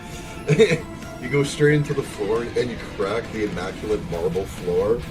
And you're sure if Byzantios was near you, you get an earful, but he fled upstairs, so you're relieved from that. If only you were wielding the bronze, you would be doing much better. I'll know the wheel to bronze. That's my turn. Yep, that brings us to Torque. These are visibly rats, right? Yeah, these are just regular rats, these ones. Okay. Yeah. All right. Whatever. Yeah, they are floating. That's true. It just makes it so much better that they're floating to this. Attract as he swings, misses, and hits. He's like, mind the scenery, man. And he turns and he makes an unarmed boot strike Okay. at the rat in front of him. Like I want to punt this thing. Sure, Hopefully, sure. just 3 damage as I boot fuck it to try and punt it. Yeah, sure. And tell him like mind the scenery. Yeah, so as he kicks it right in its face, you see its buck teeth go flying out of its mouth, and it gets punted upwards, and it hits the corner of the wall and ceiling. It's the corner, and it splatters, and after a moment, it sticks there for a moment, and then it flops helplessly down and splatters again on the marble floor. And it is dead. And that brings us to Ripple. Ripple's gonna die. Gribble's trying to arm his new friends. Okay. The slaves But, who look very panicked, and they look incredibly fearful and wide-eyed and yeah. And actually, I think they got minor bites on their arms. They're trying to shield themselves with their arms, but there's some pretty good chunks taken out of their arms from rat bites. God, poor guys are gonna have to heal them after, but take up these weapons. You don't need to worry about the rats. Watch. And I'll just bonus action shoot a little fiery hit out of the molten guy at it. All right. It spits out a small piece of hot bronze at the rat and just coats it. Okay. Sure. As it squeals as the melted liquid bronze surrounds it, making a small cast of the rat, and it's been bronzed. Okay.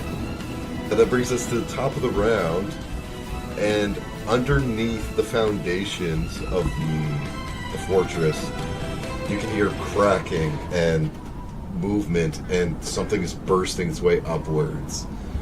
And in the corner of the room, you see... Actually, Oh, shoot. there you go. You see these tremendous rat swarms burst up from the marble foundations of the fortress.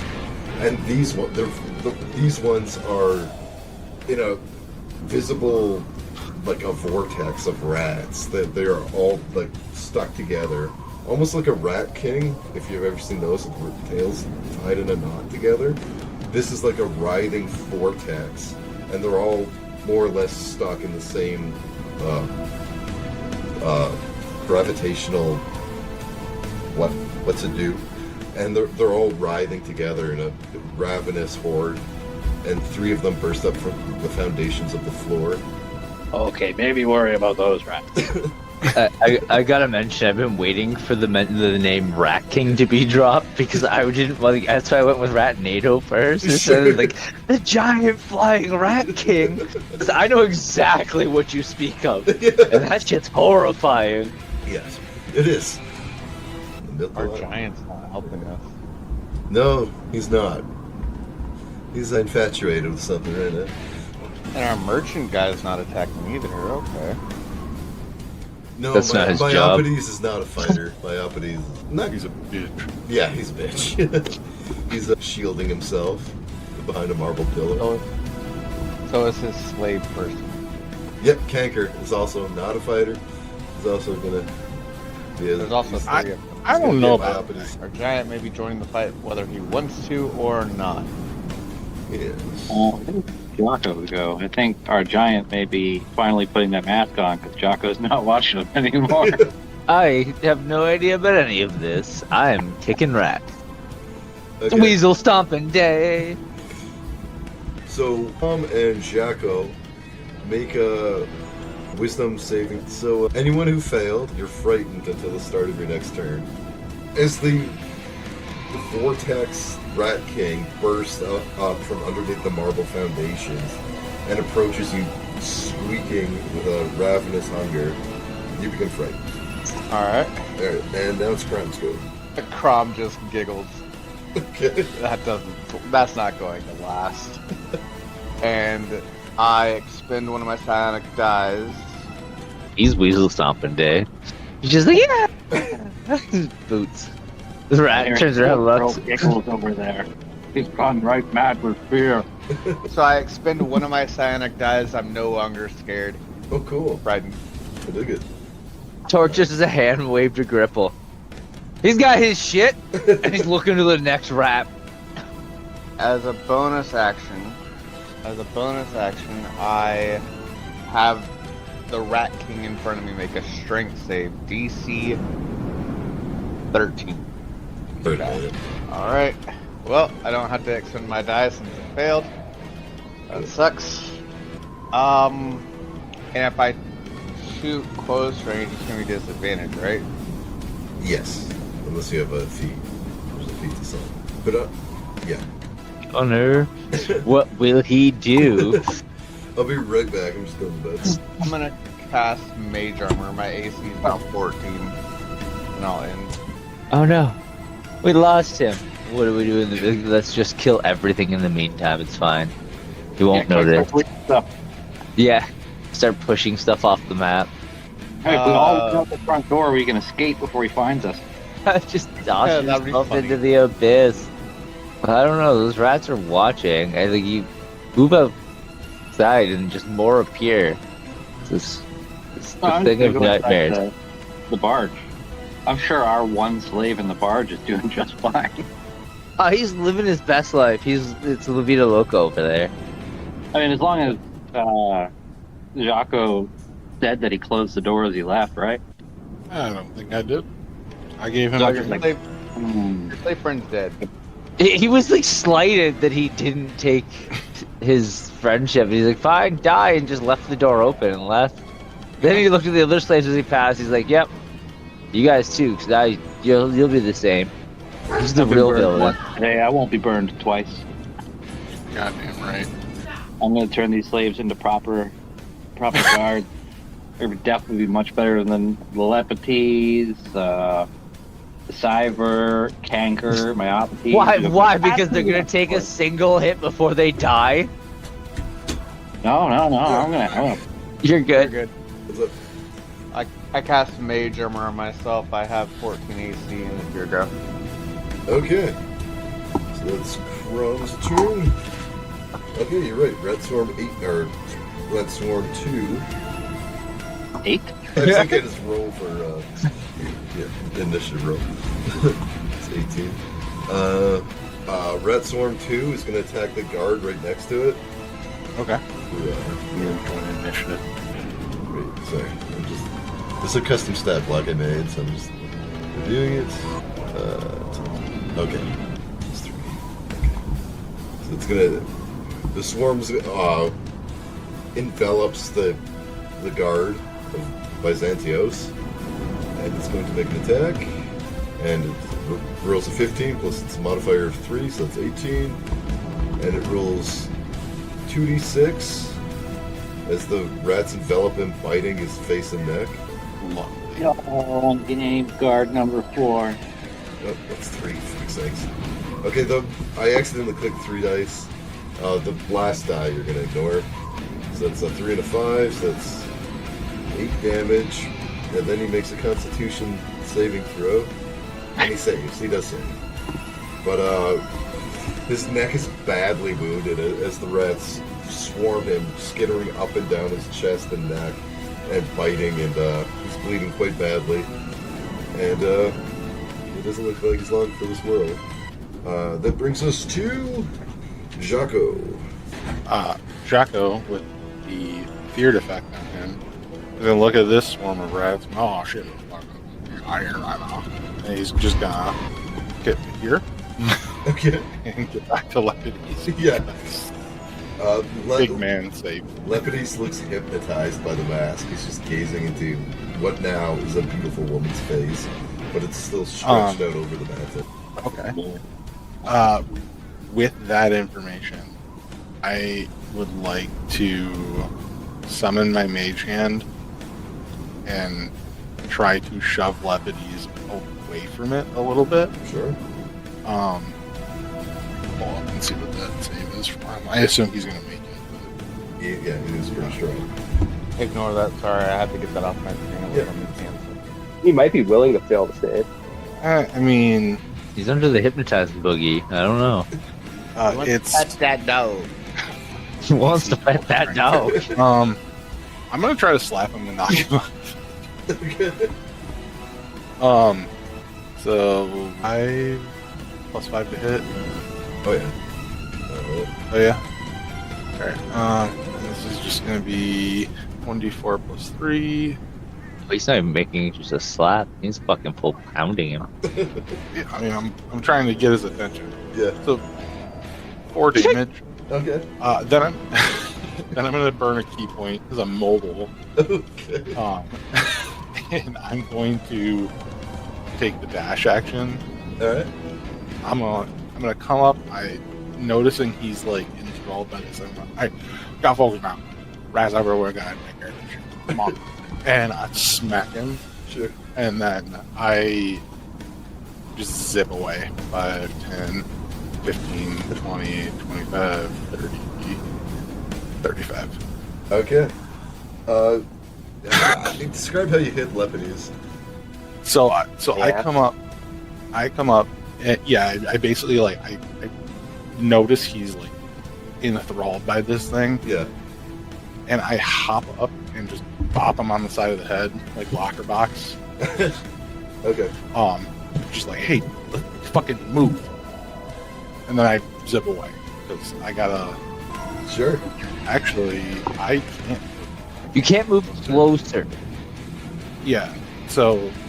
Oh, okay. Yeah. So I still wouldn't be closer at that point. So I can. I can't come this way. Closer. Okay. And that's my turn. Nice. As you hit Lepidus on the head, his head rattles inside his helmet, and he stirs to life. Whoa, whoa. And I'm gonna roll initiative for him. I just saved us from. So Storm Swarm 1 is going to occupy the space of, because it's a swarm of rats that's writhing and they can crawl on you and under you and everything. They can occupy the same space as you. So they're going to occupy the same space as the soldier and Cyver. Okay. Yeah, as the rat swarm envelops Cyver, biting and scratching him, his knees buckle and he falls to one knee, and you can see he's badly wounded. So you push my hand. We're not switching. I'm keeping telekinetic shove. We're fixing this. Oh, I know the purpose of it now. Well, with no other choice, I will rush up onto the giant pile of rats that swarm in the other two, and make a mighty swing with my mighty battle axe. So, I don't know, there's about 16 swirling together in some kind of vortex rat king swarm, and you clean 2 straight in half. So there. The others look quite irate, but there you have it. Then So that's Trex, so that brings us to Torque. he immediately turns, sees Seth in the Rat King tornado, and he's like, Seth, get back! And as again, this is where my brain decided I'm keeping the telekinetic shove, because again, the path I'm choosing to take is barbarian. So as he did, and again, this is just pure flavor. Nice. As he says, Seth, get back, he does his, as a bonus action, telekinetic shove. But it's like, instead of it just being a force to push him, he sees 2 dwarven hands come and scoop him to move him 5 feet away. Cool. Again, you cleft. I'm not keeping track of percentages, but you cleft You're good. Have a fun. bunch of rats in half, and they squeal, and one of their spines is exposed, but it continues floating in the rat vortex, as it were. Mhm. Yeah. Yeah, that was the moment I decided I was keeping. I'm like, no, I finally found my purpose with this, and it actually works well with the path I'm taking. So Yeah, I can see that. Alright, so that's the Torque. That brings us to Lepides, who has been snapped out of his stupor, and seeing these rat vortexes, he's gonna take the trident from his back, heave it behind him, throwing it like a javelin, and throw it like a harpoon straight at the storm swarm that's bothering Crom. And then he scrambles forward and retrieves his trident. Alright, so that's the end of your turn, Gripple, so that brings us to Storm Swarm 3. Storm Swarm 3 is going to position itself so it's encompassing the same space as Crom and Lepides. So it's going to be attacking both of them. Too many ability. It's going to Swarm Surge, so it moves 20 feet. Okay, perfect. Perfect. So it moves up to here, and both Gripple and Crom make a strength saving throw. Yeah. DC 13 strength. this would be great. Okay, you're both knocked back 5 feet, and you're prone. Oh, no, never mind. You're not. You certainly are not. Just Crom. Yeah. Okay. That's Storm Storm 3. That brings us to Crom. Probably needs to stand back up. Wait, hold on. He's like, no, I'm good right here. You could fight prone. I just want to see if one does disadvantage mod. You get disadvantage, and they get advantage. Yeah. Do I? Yes, Yeah. especially ranged attacks are disadvantage. Yeah, but is it disadvantage on melee attacks, or Yeah, is it it's disadvantage on all? attacks. Oh, damn. Yeah, that's what. Lay that you can't be a sniper. That's what I'm saying. Yeah. Alright, want me to stand you back up? Fine. Just like debating. Fine. Don't let me. Just I grab another crossbow bolt. It levitates out of my quiver and whoosh. Noise. That hits. Which Definitely Storm hits. Swarm are you shooting? Probably 3, but... The one that just trampled over me like a Yeah. friggin' mad rat. I don't understand why. Well, it's a mad rat. We're gonna. Whoa! 8? Take that. Okay, that's 8 damage. Okay. And I don't think I have another. What is. Hold on. You know what? I'm switching to defense mode now. Okay. I have resistance to psychic damage, and in addition, when you fail an intelligence, wisdom, or charisma saving throw, you can take a reaction to expend 1 psionic die and roll the psionic die. Add that number to the roll to the saving throw. Okay. Alright. And I see that. Oh wait, I can't move, can I? Half Okay. movement. I'm Okay. So the end of your turn? Yep. Okay. Brings us Storm Swarm 2. He's going to make an attack on this poor guardsman over here. Poor guy's not even defending himself. No, it's not. It's just a meat shield. And he never even rolled his initiative. No, Get into the fight. He just getting chomped on. Okay. That's what he gets. And it was a crit, wasn't it? Yeah, it was. I think it's 2 of those. Yeah, he did. I just want to see if he fails. 12 damage total. Good. Okay. And he failed that too, so we get 2 of these too. These ones would be poisonous, but the piercing. He's like super dead. So 15 the total damage storm that swarm completely envelops the guard, and you hear screaming. And as the storm swarm moves on, you see mostly just a skeleton with like bits of flesh hanging off, gruesomely attached. Some muscle and ligaments, but almost a skeletal figure. Okay, now. And then it's gonna storm surge 20 feet. Actually, I can do it. 1, 2, 3, 4, 5, 6, 40. And then it can storm surge at 20 feet. It'd be 2 more, right? 20 feet would be 4 steps? Is that right? Yeah. Yeah. Oh, yeah. Okay.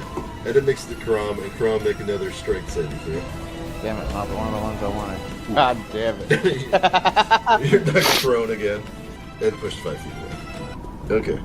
And that brings us to... That was number 2. Okay, that brings us to Jackal. Alrighty. Before you continue, the gates, the stronghold defense gates that are barred are like buckling under the pressure of the storm at this point. The large wind beam that holds the gate shut is beginning to crack and buckle. Alright. Do another shenanigan, because I don't want anywhere near those fucking rats.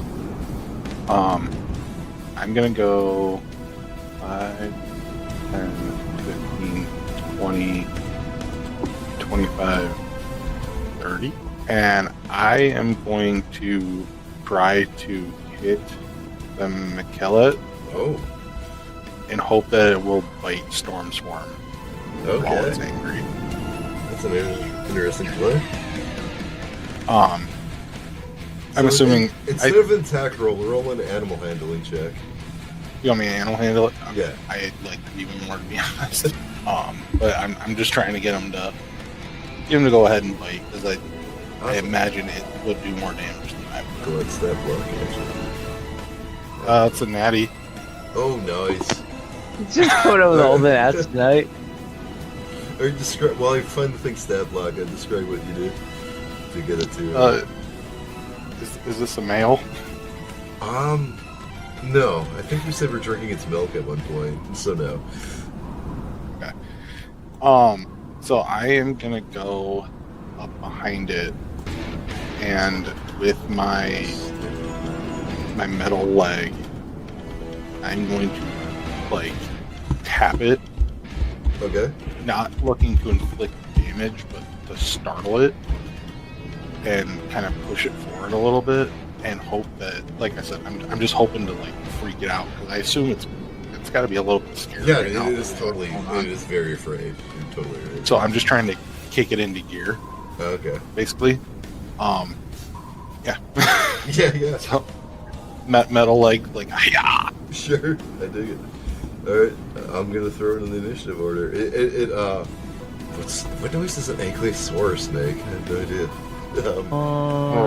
With a loud grumble, a baritone sound that shakes the marble floor, the Milcolette, though fearful, rises to it stops cowering and steps forward towards the rat swarm, and I'm going to roll its initiative. 7. It's actually better than high initiative. Right. Yeah. After that, I assume that was my action. I don't want to burn it once. I think I'm gonna call it there. Yeah. Yep. So I'm hiding behind it at this point. Sure. Alright, that brings us to Storm Swarm 1. Is this fella. Yes. So this one had a 16 for one of the guards. Oh, The newest guard that we said this turn here is coming in after the last turn. Cyber. Cyber. Yeah, totally. Good call. Okay. It's just off to the side of my initial order. I guess try to squeeze him in. Cyber is here. He has 1 HP left. What does Cyber do? And he's shown cowardice before. But He was shoved out of the way by me to get the fuck out of there. You know what I mean? yeah. Let me So look. take that a little into account. Does save. Okay, you can throw a spear, of course. He's gonna do that. Use a gladius and a spear, and you can throw a spear. Oh yeah. Okay, that hits Red Swarm 3. And it's gonna be 6 plus 15. 6 plus 1. Not great, but it does what it can. Nice. 5 damage to Red Swarm 3. You're solid there. Okay. Very good. Now it's Red Swarm 1. That's number 1. So, what am I gonna do? Oh yeah, it can encompass both of you. It's gonna encompass the same space as both Torque and Black Axe. And this is to hit you both. And I don't imagine 9 hits either. Okay, does it? No. Oh, it's a 6 no matter what because I rolled my sheet for the Bloodthirsty Eyeless. Just roll. Sorry, what's that? I rolled my Bloodthirsty Eyeless. Oh, Yeah, it's whenever a creature within 30 feet makes an attack, I can use my reaction to roll a d4 and subtract the result from the creature's attack roll. okay. What I was gonna say is, I think did Torque attack recklessly? He did in fact. Okay, so I get another chance at attacking Torque. But this Yes, is a you do. reduced roll, like Black Axe 6. So that'd be a 15 to hit, minus whatever. That would hit. Whatever shenanigans. Oh no. Yeah. Yeah. Gonna make my mighty swing with my mighty axe. Black Axe. Another nat 1. Slamming into the box in front of it instead. Just mashing up the floor. Wow, this time it went into the box that the rats are on. Okay. That crate is just demolished. Alright, seeing him move out, Torque's gonna move in deeper. Deeper. Yeah, he's gonna stay right here. That's So yeah, that's his turn. consumed by the swarm, you're just blinded by gnashing teeth and black fur and the... Yeah, so in that panic, he just tries to swing in a circle. Travels through the swarm. A rat's impaled on each of the 3 prongs, and it crashes into the marble floor, and then he goes to retrieve it. And there you have it. Good thing he didn't miss. Yeah. At the angle that he was standing at and where I'm standing at, if he missed, that would have been a catastrophe right for me. I'll have to go through me first. I'm in that swarm. Oh, you're in Oh, that are you? swarm. Yeah, you are. Speaking of which, it is your Yeah, for turn. the lineup, you would have definitely hit it before me. I forgot you were there. Well, it's my turn. I'm going to go ahead and get myself out of that there swarm. I'm going to go ahead and cast Burning Hands.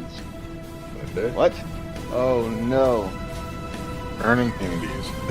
Yeah. Alright, describe how you immolate the swarm. He teleports out of the swarm in a molten coppery explosion over to the other side, and he quickly just turns, looks at it, holds on to his little necklace, but he won't turn. Hold Alt, and then you can turn it. Yeah, there we go.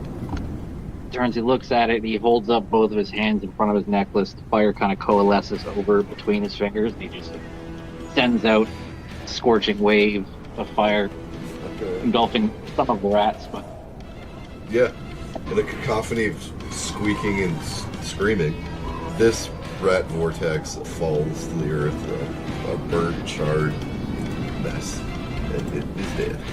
ooh, it looks like I did all the work. Okay, Fine. that brings us to Milcolette, who, again, with a rumbling howl, I'll call it, it charges forward.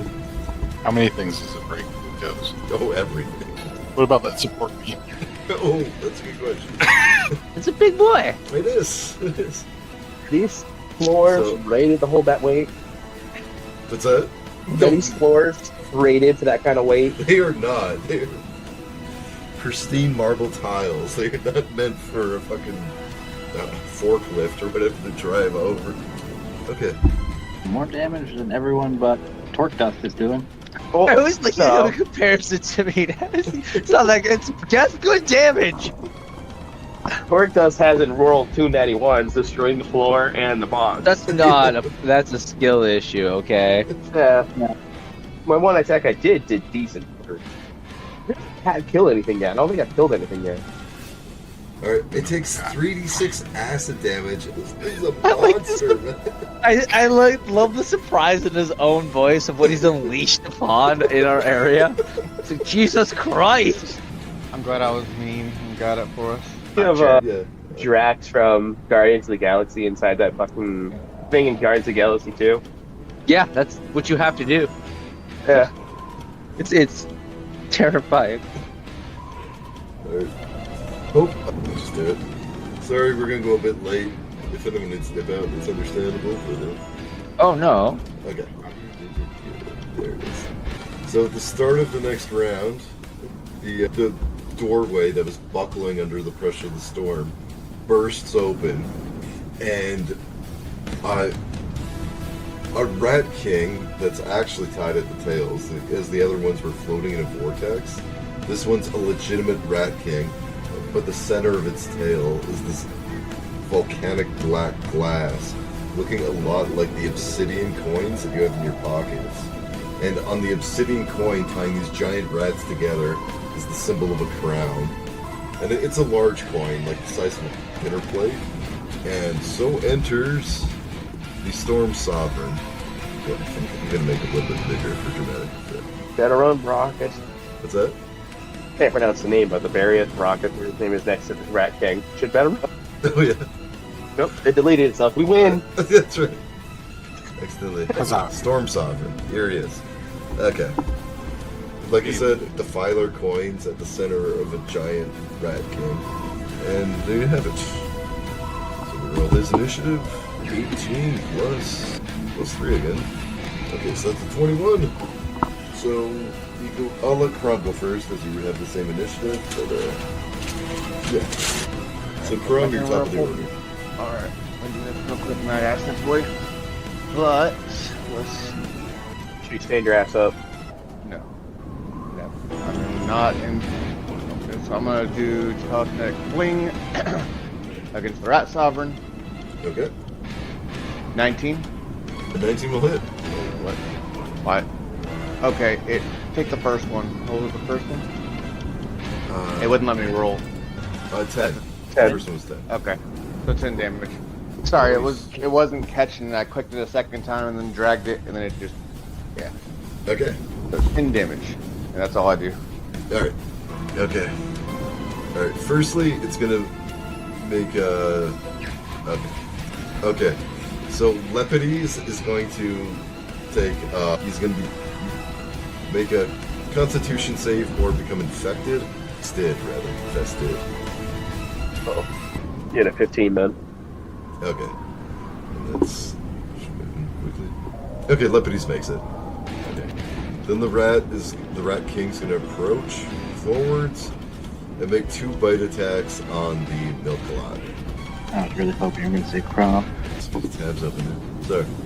Milk Lot here. Armor class 13. Okay, they both hit, I believe. No, actually, one misses. So it takes 15 damage, then makes a Constitution saving throw, which it makes, and that's it. Okay. So the Milk Lot takes 15 damage, and that brings us to Storm Swarm 2, actually.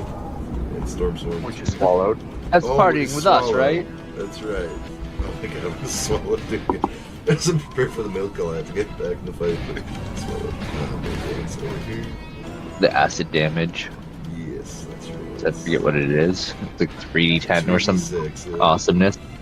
It was 14d6. So back to go. Okay, if it takes 30 That's damage, bad. must. Oh my shit, that's bad. For the rats. Yeah, they- getting they- swallowed's they just bad. made Yeah. a ton of damage to even get out. Okay, that's 8 acid damage to Rat Swarm 2. And Rat Swarm 2 is going to make an attack on the Milk Lot's stomach. And it's going to miss. Even though it's inside the stomach. Well, yeah, it usually follows with like a blind and restraint feature that gives you disadvantage. I don't even know if you rolled with this, but yeah, No, I didn't. being swalloved's horrible. Yeah. It's quite bad. Being swallowed's amazing. It's glorious. Alright, so that brings us to Jackal. Alrighty. Just for clarification, is the Storm Sovereign, is it actually floating right now? Yes, it is. How high up is it? only about a couple feet. But yeah, It's like there's hovering. Sorry, what? So it's like hovering. Yes, that's right. So there's, I don't know, like 20 giant rats tied together to the disc, and they're all like rotating, floating, Right. like a wheel. That amazing visual. Is it going to be difficult terrain to try to climb up the Mythlot's back? So say that again?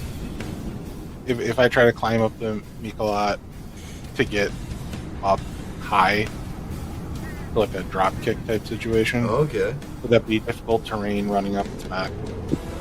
Yes, I would imagine so. Or you can make an acrobatics check to ignore the difficult terrain, but there's a chance of failing entirely. That is your choice. Okay. Yeah, I'll absolutely risk it because I'm going to dash up there just to give my little buddy there some. Alright. Yep, so we got 5, 10, 15, 20, 25. Alright, so it's 25 to get there. And then acrobatics, I got a +3. Okay. So 10? 10. You suffer the Suffer the- terrain. Yeah. Right. Alright, so I'm gonna. That's 25 to there, 35 feet on the tail, and then dash. How do you. What's the one that lets you go up? Oh, control. Control. Hold control, yeah. I think it'll allow you to go on top of it with the way the models are. No, probably not. Okay. I can make you flying, So that might help. Do you want to hover? You might be able to position yourself. I mean, as long as we Yeah, can agree we where I end understand, up, I'm yeah. not really worried about it. Alright, so that would be 10, and now my dash would be 10, 30. So I'm gonna get to, like, here, which you can't really see, but. You there, tickling its fingers? No, I'm on its back. I just can't grab myself there. Like about yay. Okay. There you go now. So, did you roll? Yeah. Did you roll your attack? Or... Oh, you did. No, that was a dash hit up there. Okay.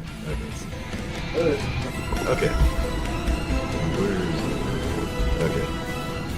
The Cyber's gonna go 1, 2, 3, 4, 5, 6, 1, 2, 3. And he's gonna dash and he grabs another spear so he can throw one next turn. Because he's badly hurt. He doesn't want to get close to anything. But Cyber. How does the card only carry a single spear? Is it sword and spear? Alright, so Red Swarm 1. I think Red Swarm 1 is dead. Is that correct? Rat Swarm 2 is dead. Or 3. No, Rat Swarm 3 is dead. He's dead. Two's Rat- swallowed. 2 swallowed. 2 swallowed. One, 1 is on top of Torque and Crack. One is on top of Torque. I don't see it for some reason. Okay, did I delete it accidentally? I just don't see it. No, it's on top of the Right barrels. here? You're right on top of it, Oh. right there. Right here. You might have your angle too low I to see it. Yeah, that's exactly where I'm looking. Right, okay. So Red Swarm 1 is gonna stay on top of Torque. And it's going to make its attack onto Torque. It gets advantage because I did attack recklessly. Okay, it's going to need it. That misses. So 16? That hit. Okay.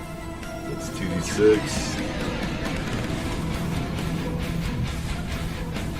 But that's halved, because that's piercing damage. Yeah, right? 5 damage. And then you make a Constitution saving throw.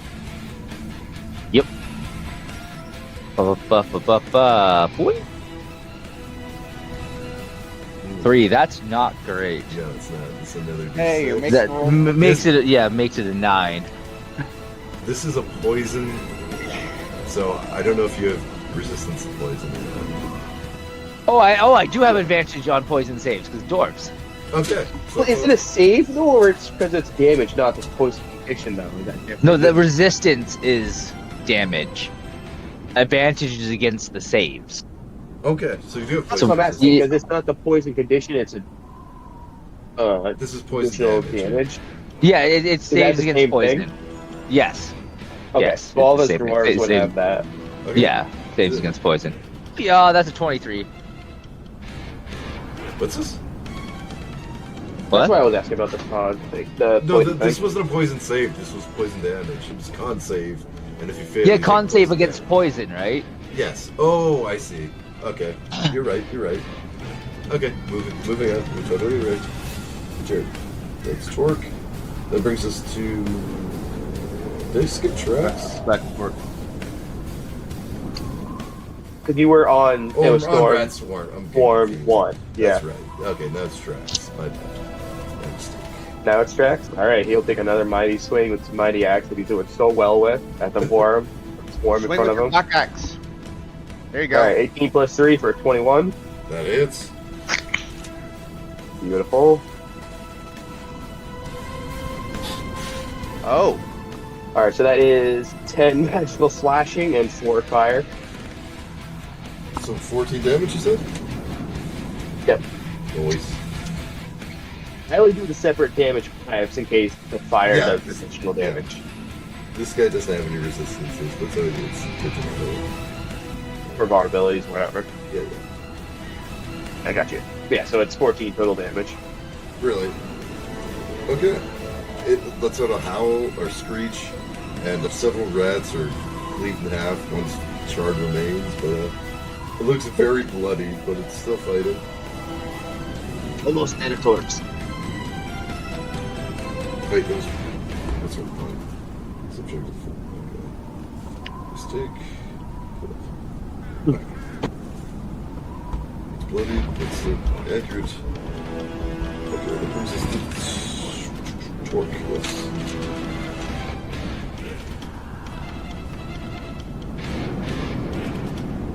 wait, we're on torque? Wait, didn't torque just go? No, The torque made a saving throw, but trucks just went.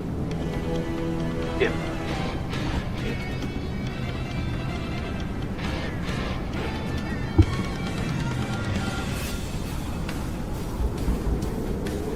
I guess he's temporarily. Hey, okay. Alright, I hear him talking. I'll take Lep's turn because they're more or less the same initiative order. I'll come back to Torque. Okay. Lep is going to attack the Storm Sovereign, Rat Pig.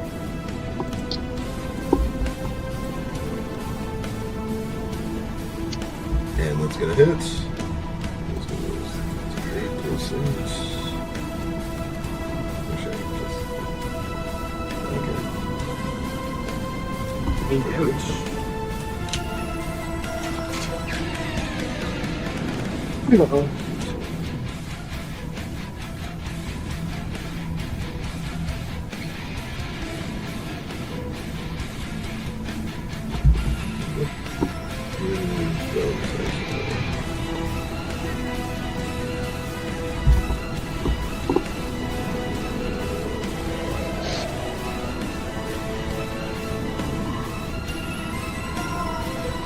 Not really. Okay.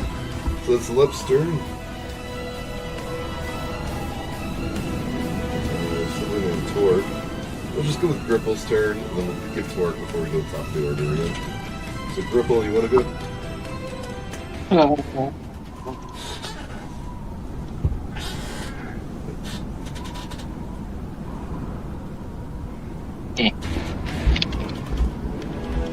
I don't think I'm in range to hit it.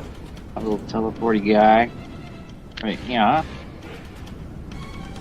And I'll throw a little bronze seed at it. Yeah, okay. You're not. That is not gonna hit. That's a 10. You know what? Yeah, I'll take a deck save. I'll do another casting. Sure.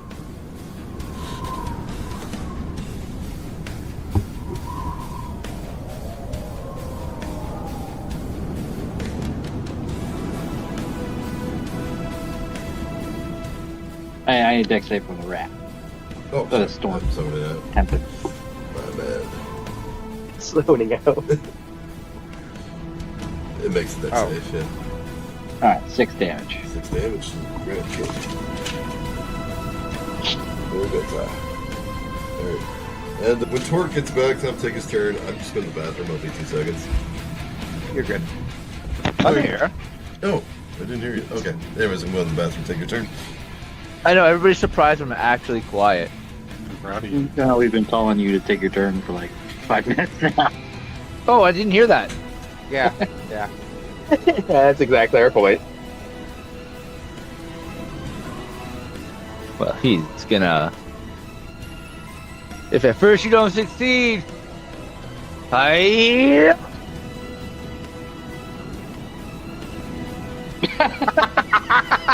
Me. Hey, That is neat, isn't it? he rolled doubles. You can roll again. That's Monopoly rules, buddy. Monopoly rules. It's just blinded by the rat. It just. Is anyone safe there? Just spins in a circle, missing. There you go. Everything you guys waited for. I hope I came to expectations. I'm sad Derek missed it. Pretty good. I'm out of spell slots, boys. That's okay. I'm about to drop kick this thing in the head. Sucks to be a caster. Ooh. Actually, I'm considering targeting the center of it. His turn's over. It's your turn. Good news, Basil. Okay. I missed. Very good. Okay, Storm Sovereign. The Mikolai doesn't take turn? The Nicholas. You're right. You're right. Mm-hmm.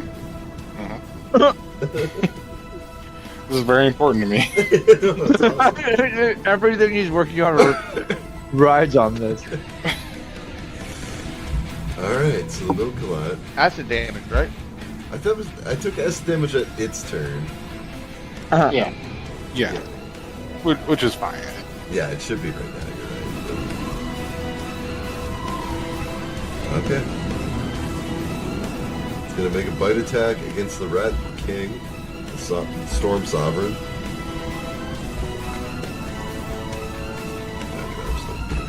Proper face off between these two big units. There we are. Alright, it's gonna make a bite attack.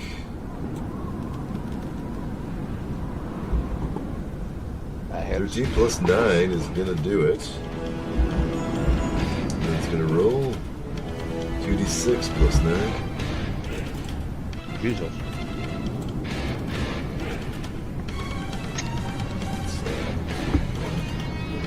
So, 17 obviously. 17 damage is right. Sovereign, Storm Sovereign. And he's too big to swallow, this guy.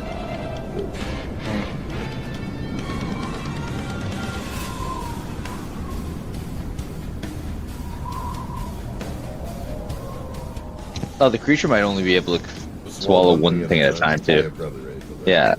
But it says, yeah, large or smaller, and this thing's bigger than that. Yeah. Or if we get TPK'd because something swallows all of us in one go. Like, wow! That Okay. happened in the other place. Yeah, but that creature could.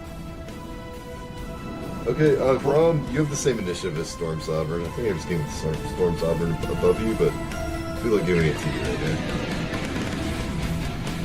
Same initiative. I walk up to its head, touch its head, and say sleep.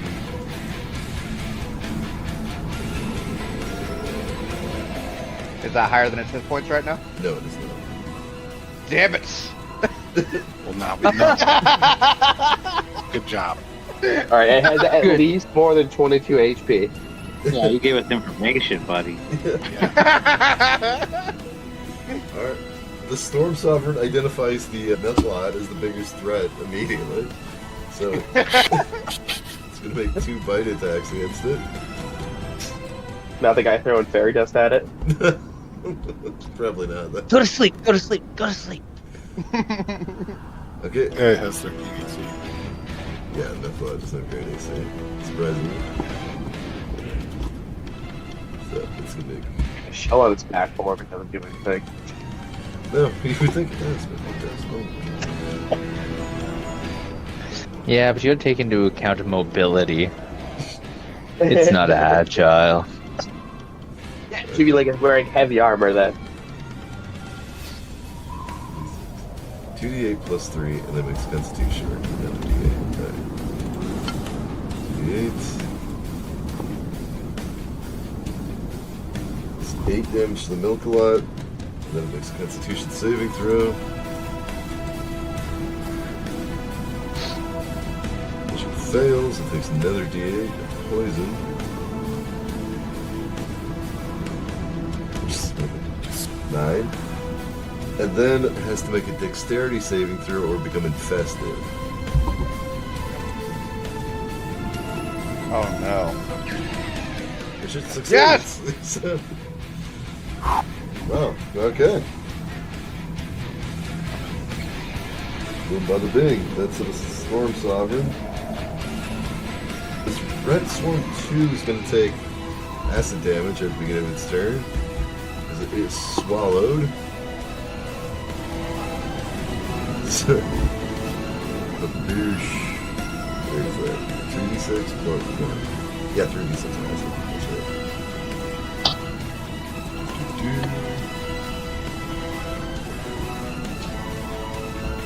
11 acid for the Storm 2. That's still up. Fuck it should be.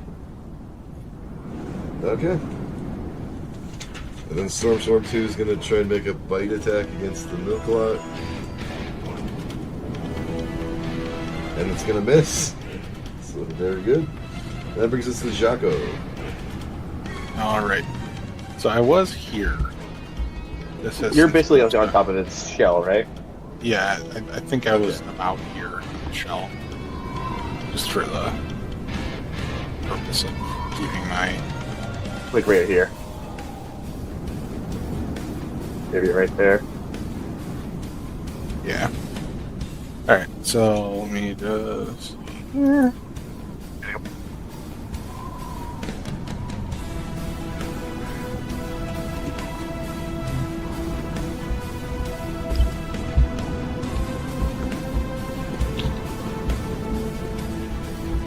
Alright, so I can get to its head. Okay. Turning it fucked me. Oh, But, sure. but that's okay. Yeah, But that's okay. take some liberties then if I moved it on you. I just moved it from cinematic. Oh, no. It works. Turning would make sense in this situation. So I can get to here. So I am on top of its head. And Make a con save to see if it throws up and knocks them off from the smell.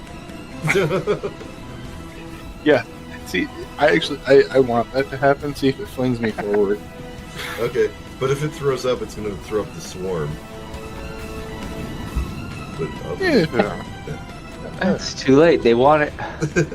Yeah, I want these things to happen. that makes a Okay. good con save. It's fine. Okay. I am going to Yeah, hold little. my action to throw a kick out when this moves closer to its attack. Okay. Because I imagine that I'm still more than 5 feet away if I'm standing on top of its head, but when it comes to bite, I'm going to kick it. Okay, that's cool. I dig it. Yeah. Okay. And that's my turn. Yep. So Cyver, the guard over there, he grasps a spear from the weapon stand, and he's going to hurl it at the rat Cyver.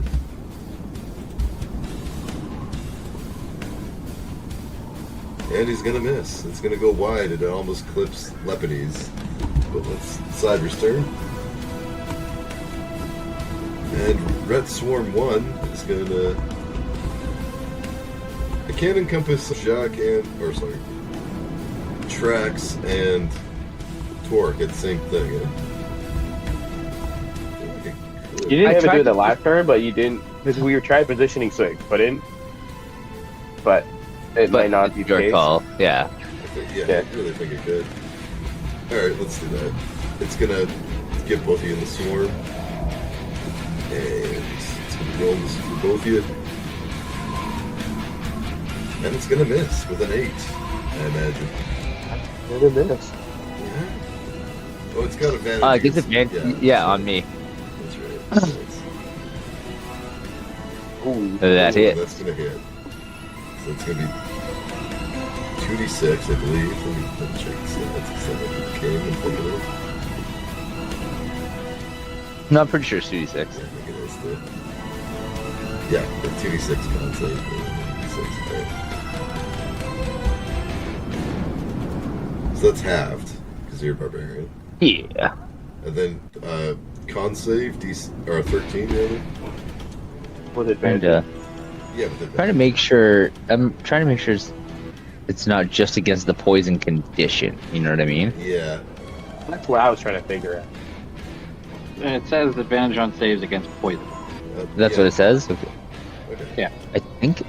Okay, go with that. I'm not It's sure. gonna be consistent anyway, regardless of how we rule it. That's an 18. Noise. Yep, you make it, no additional damage. How much was that first little bit? That was another 10. So yeah. All right. So it's Swarm 1 that brings us to Trax. Alright, Jackal continues swinging his mighty axe on Swarm 1. That'll hit. 15 plus 3. And that is, since we're combining them, we're going to worry about the distances. That's 10 total damage. 10. It's looking worse for wear, but somehow it's still kicking. It's like 90% of the swarm has fallen away, chopped to bits between both of you. But there's a couple still stuck in the vortex. What's that? Alright. Since you mentioned the fact that there's a giant coin on the Sovereign King, Yeah. I'm trying to think of what the goal would be, but is there a roll I could do to try and see if these things also have something like that on them? The vortex of the swirling around has like a imprint of the coin. Like you can see a visage. It's not materially there, but it's like a spiritual representation of the coin around the sovereign king. You know what I'm trying to say? So it's not a physical thing that we could attack. No, it looks ethereal. It doesn't look like you could attack it. It's like it's like a spiritual imagining of it.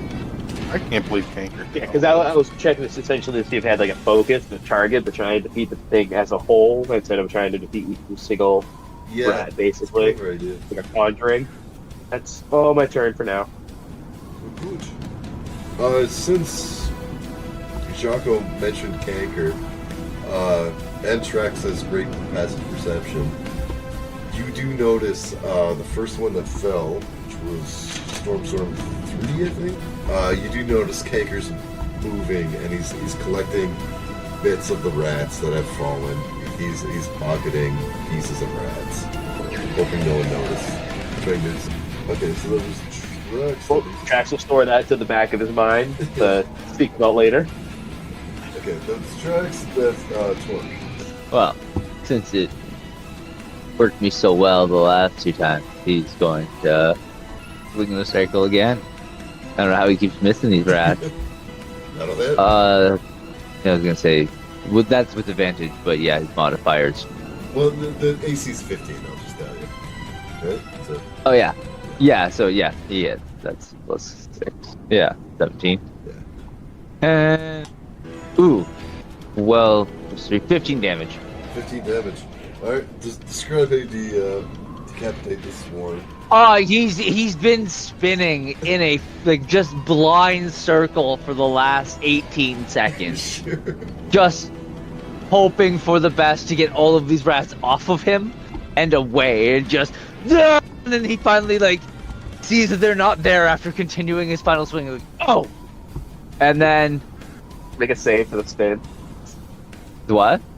So you should make a save for the spin. See if he falls over and Can't save for the spin. He falls prone. We're our own worst enemy. I'm trying to figure out is it emote? Oh yeah, it's Status knockdown. Ah, There you go. there you go. Really? All right. That's Torque. That brings us to the Lep. Our man Lepides is gonna use his trident to try and gore the rat sovereign, and he's gonna embed the trident in the ceiling. He's so tall that when he misses, it goes to the ceiling and knocks the chandelier loose. And they'll I didn't see it, sadly. This place. Taking that chandelier. This place is trash. Alright, that'll bring us to Gripple. Triple will do. Yeah, we'll just go some basic shit. All right, we're gonna bronze, spit up, miss. Alright. What do you think? Should I Yeah, clean up we're- the dice or leave it? I can just keep using one and the same die. We'll have a scimitar. Nice. Nat 20. Trinket. 9 damage. 9 damage. And that's the sovereign. Okay. Alright, brilliant. That brings us to the milk a lot. Just gonna attack with the bite attack. That's gonna hit. And it's 2d6 plus 9. That's right. Okay. That's 16 damage. Yeah, a bunch of things to swallow it, but it won't do that. Okay. 16 damage. Alright. As it takes that bite action, do I get in range to Yes. also kick? Absolutely, dude. That's an 11. It's not gonna hit. That's okay. I'm inclined to give It's you still advantage working, if you plan the attack and you're like jumping off cinematically. So I'm gonna give you advantage Well, because that was a cool attack. so- but- So that one's not the jump. I'm still riding it. So Oh. jump is the next attack. Okay, but never mind. Yeah, totally. To be fair. Okay, Far. okay. So that's that brings us up to Karam. But he's still away. Kiki. Where did you go? He did say he would. Dude, step Dude, I was away. saying, Yeah. don't want to do I that. know what it's going like, guys. Is there a way to delete the dice? Yes, I Click can them. We can also delete them ourselves, just so you guys know. How do you? No. You said you left click? Right click. I'll work them. You gotta roll them first. Well, you know what? Fuck it. Close range, This really takes blinging. I'm not even gonna worry about it. Close range, bling the bolt at him. Disadvantage. Wow. Not even worth. 13. That's a 15 not- arm class, I'll just tell you. Yeah, that's that. Okay, that's it. That's your turn. Yep. Okay. Storm Sovereign's gonna attack the milk a lot. Attack. Oh god. No, he gets 2. He gets 2. Come on, Milky. Holy shit. Yeah. He's gonna miss both of those. He's gonna do another. Oh no, it's I don't think he did the infestation. Does it have to recharge it? Okay. Yes, he does. Exactly. You're right. Needs a 5 or 6 to recharge, and he does not. Okay. So that brings us to Storm Swarm 2. Just gonna take acid damage at the beginning of its turn. Holy shit, it's alive. Alright. Fucking way. There's 1 damage left. I just think, holy shit, it's alive. Alright. Storm Swarm 2 is gonna attack the milk lot from inside its stick. That's gonna hit. And then it's gonna be 2d. Okay. And then the milk lot's gonna take a dexterity or constitution save. Okay. That brings us to Jackal. Can I still have my advantage?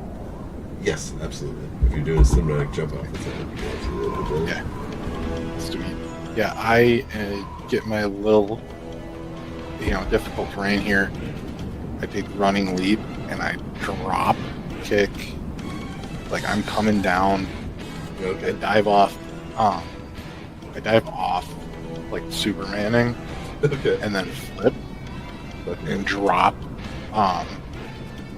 my foot down right on the head, right on the skull, Like a heel kick? like a heel kick. Yeah, awesome. Like that. So that would be an 18 to hit. Yep, that'll hit. Alrighty. 1d4 plus, I believe. So that's 7 damage. 7? Alright. 7. And then I'm gonna flurry of blows as I come down. Nice. And do you want those at advantage as well, or just the one? Yeah, give all your attacks like that. Appreciates that. So this would be the first one. That would be a 12 to hit, which Yeah. doesn't. And then the second one will hit. That's just gonna be another 1d4 plus 3 for another 6 damage. Okay. So I come down, heel kick, and as I'm hitting the head, I'm guessing that probably didn't kill it. Yeah. I'm gonna try to roll off and punch it in the eye as I go down, because I know I'm gonna take damage from this fall. Okay. Or I assume I'm. Well, to take an acrobatics check. Okay. You specialize in shit. Okay, you can take Rome damage. party. Hurt me, Daddy. So how far did you fall? 1 or 10 feet? Or what was it? However tall the Nicolot is. What was the Nicolot? That's a good question. Let's see. It's 20 tons. Oh, I mean, I'd prefer it not be over 40 feet tall. Like, you know, whatever. yeah, I don't think it stands that tall. I think it's broad and hard, but I don't think it stands that tall. Like 5 feet. Call it 1d6. Yeah, I'm thinking 1d6, yeah. I'm just looking up fall damage charts, but I think it's 1d6. Yeah, yeah. It's not more than 20. So Yeah, just take it's 1d6 for every 5 feet or every 10 feet after 10. 10. Yeah, just like 1d6 damage. Okay. Yes. Hurt me.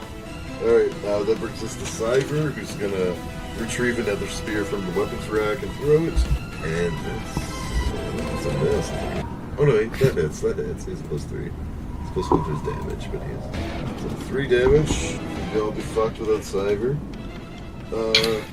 We would be. He's the champion. Storm 1. Yes. Kicking? Go. Yes, that's it. That brings us to Trex.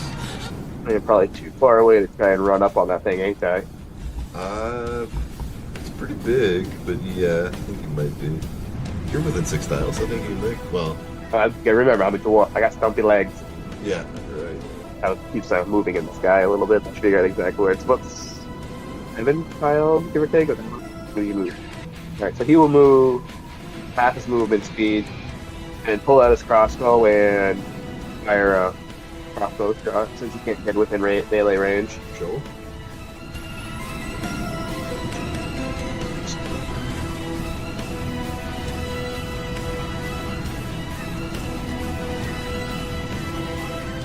+15 +2 for 17. Yeah, 17 will do it. Alright.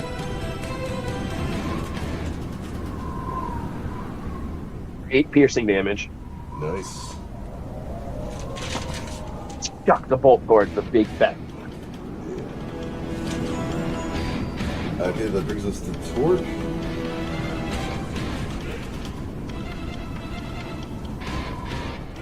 I just realized.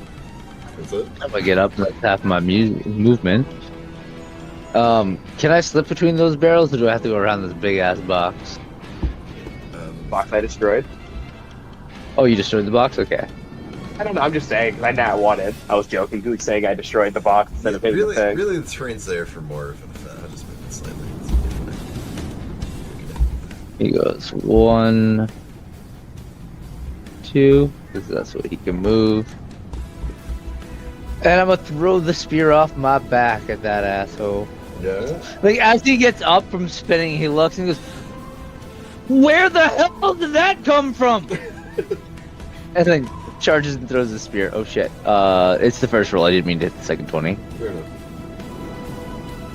enough. That is a 16. Lit.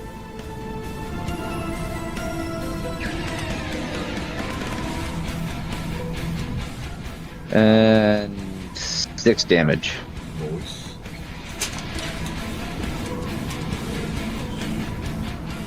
Will that be my turn? Oh, Left. Let's go attack.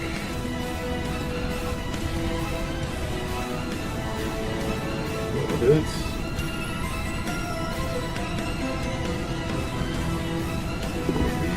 What, 13? Yes, 15.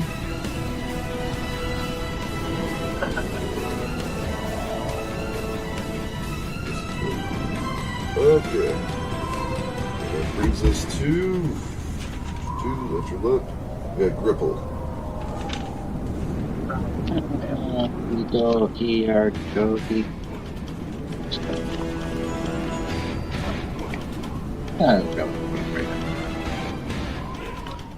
Alright, it's gonna shoot a little molten ball of pain. Oh, that's not net 20. 16, no, 14. So that's a miss. 14 is just a miss. Yeah. I will attack with Scimitar. That'll hit.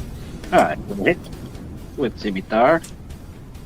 I will do 5 damage with Scimitar. 5 damage.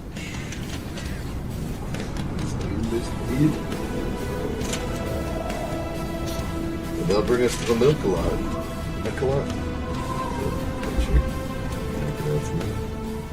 Betty. Holy shit. Oh, yeah. That'll do her. That'll do her. I'll roll for the cinematic effect, but it cannot survive it. Tear its friggin' head off, Milk-a-Lot. No, Eat all of the rats. all 20 rat heads at once. Yeah. Swallow the coin. Actually, that's what I'm thinking, yeah. Sorry. I don't know. I was thinking that with its jaws, it grabs the coin, which connects all the rats at their tails, and chomps it as the coin shatters like porcelain glass and goes everywhere. All the tails remain in Milk-a-Lot's mouth as it begins chomping them down, like swallowing each rat into its gullet. And with the coin shattered, the storm comes to a whimpering end, and the sky returns to its normal composure. Alright. They haven't decided the fate of Rat Swarm 2 yet.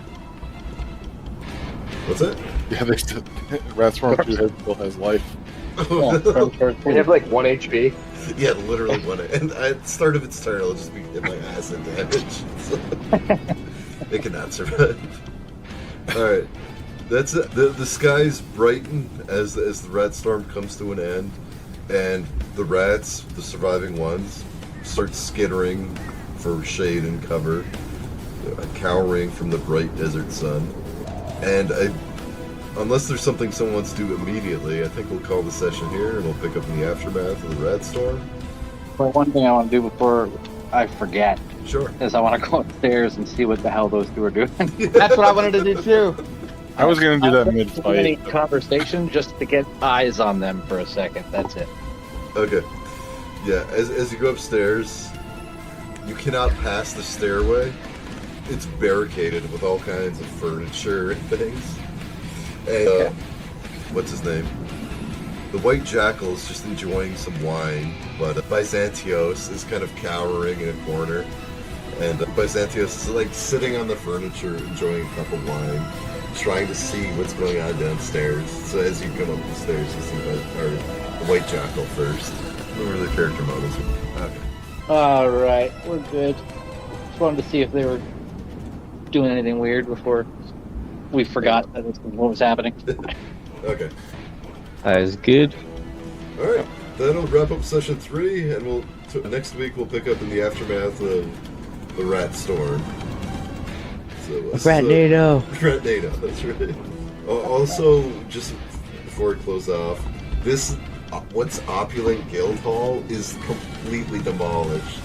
The marble flooring is all shattered. Chandeliers are hanging off like chain, like barely by threads. Some are shattered on the floor.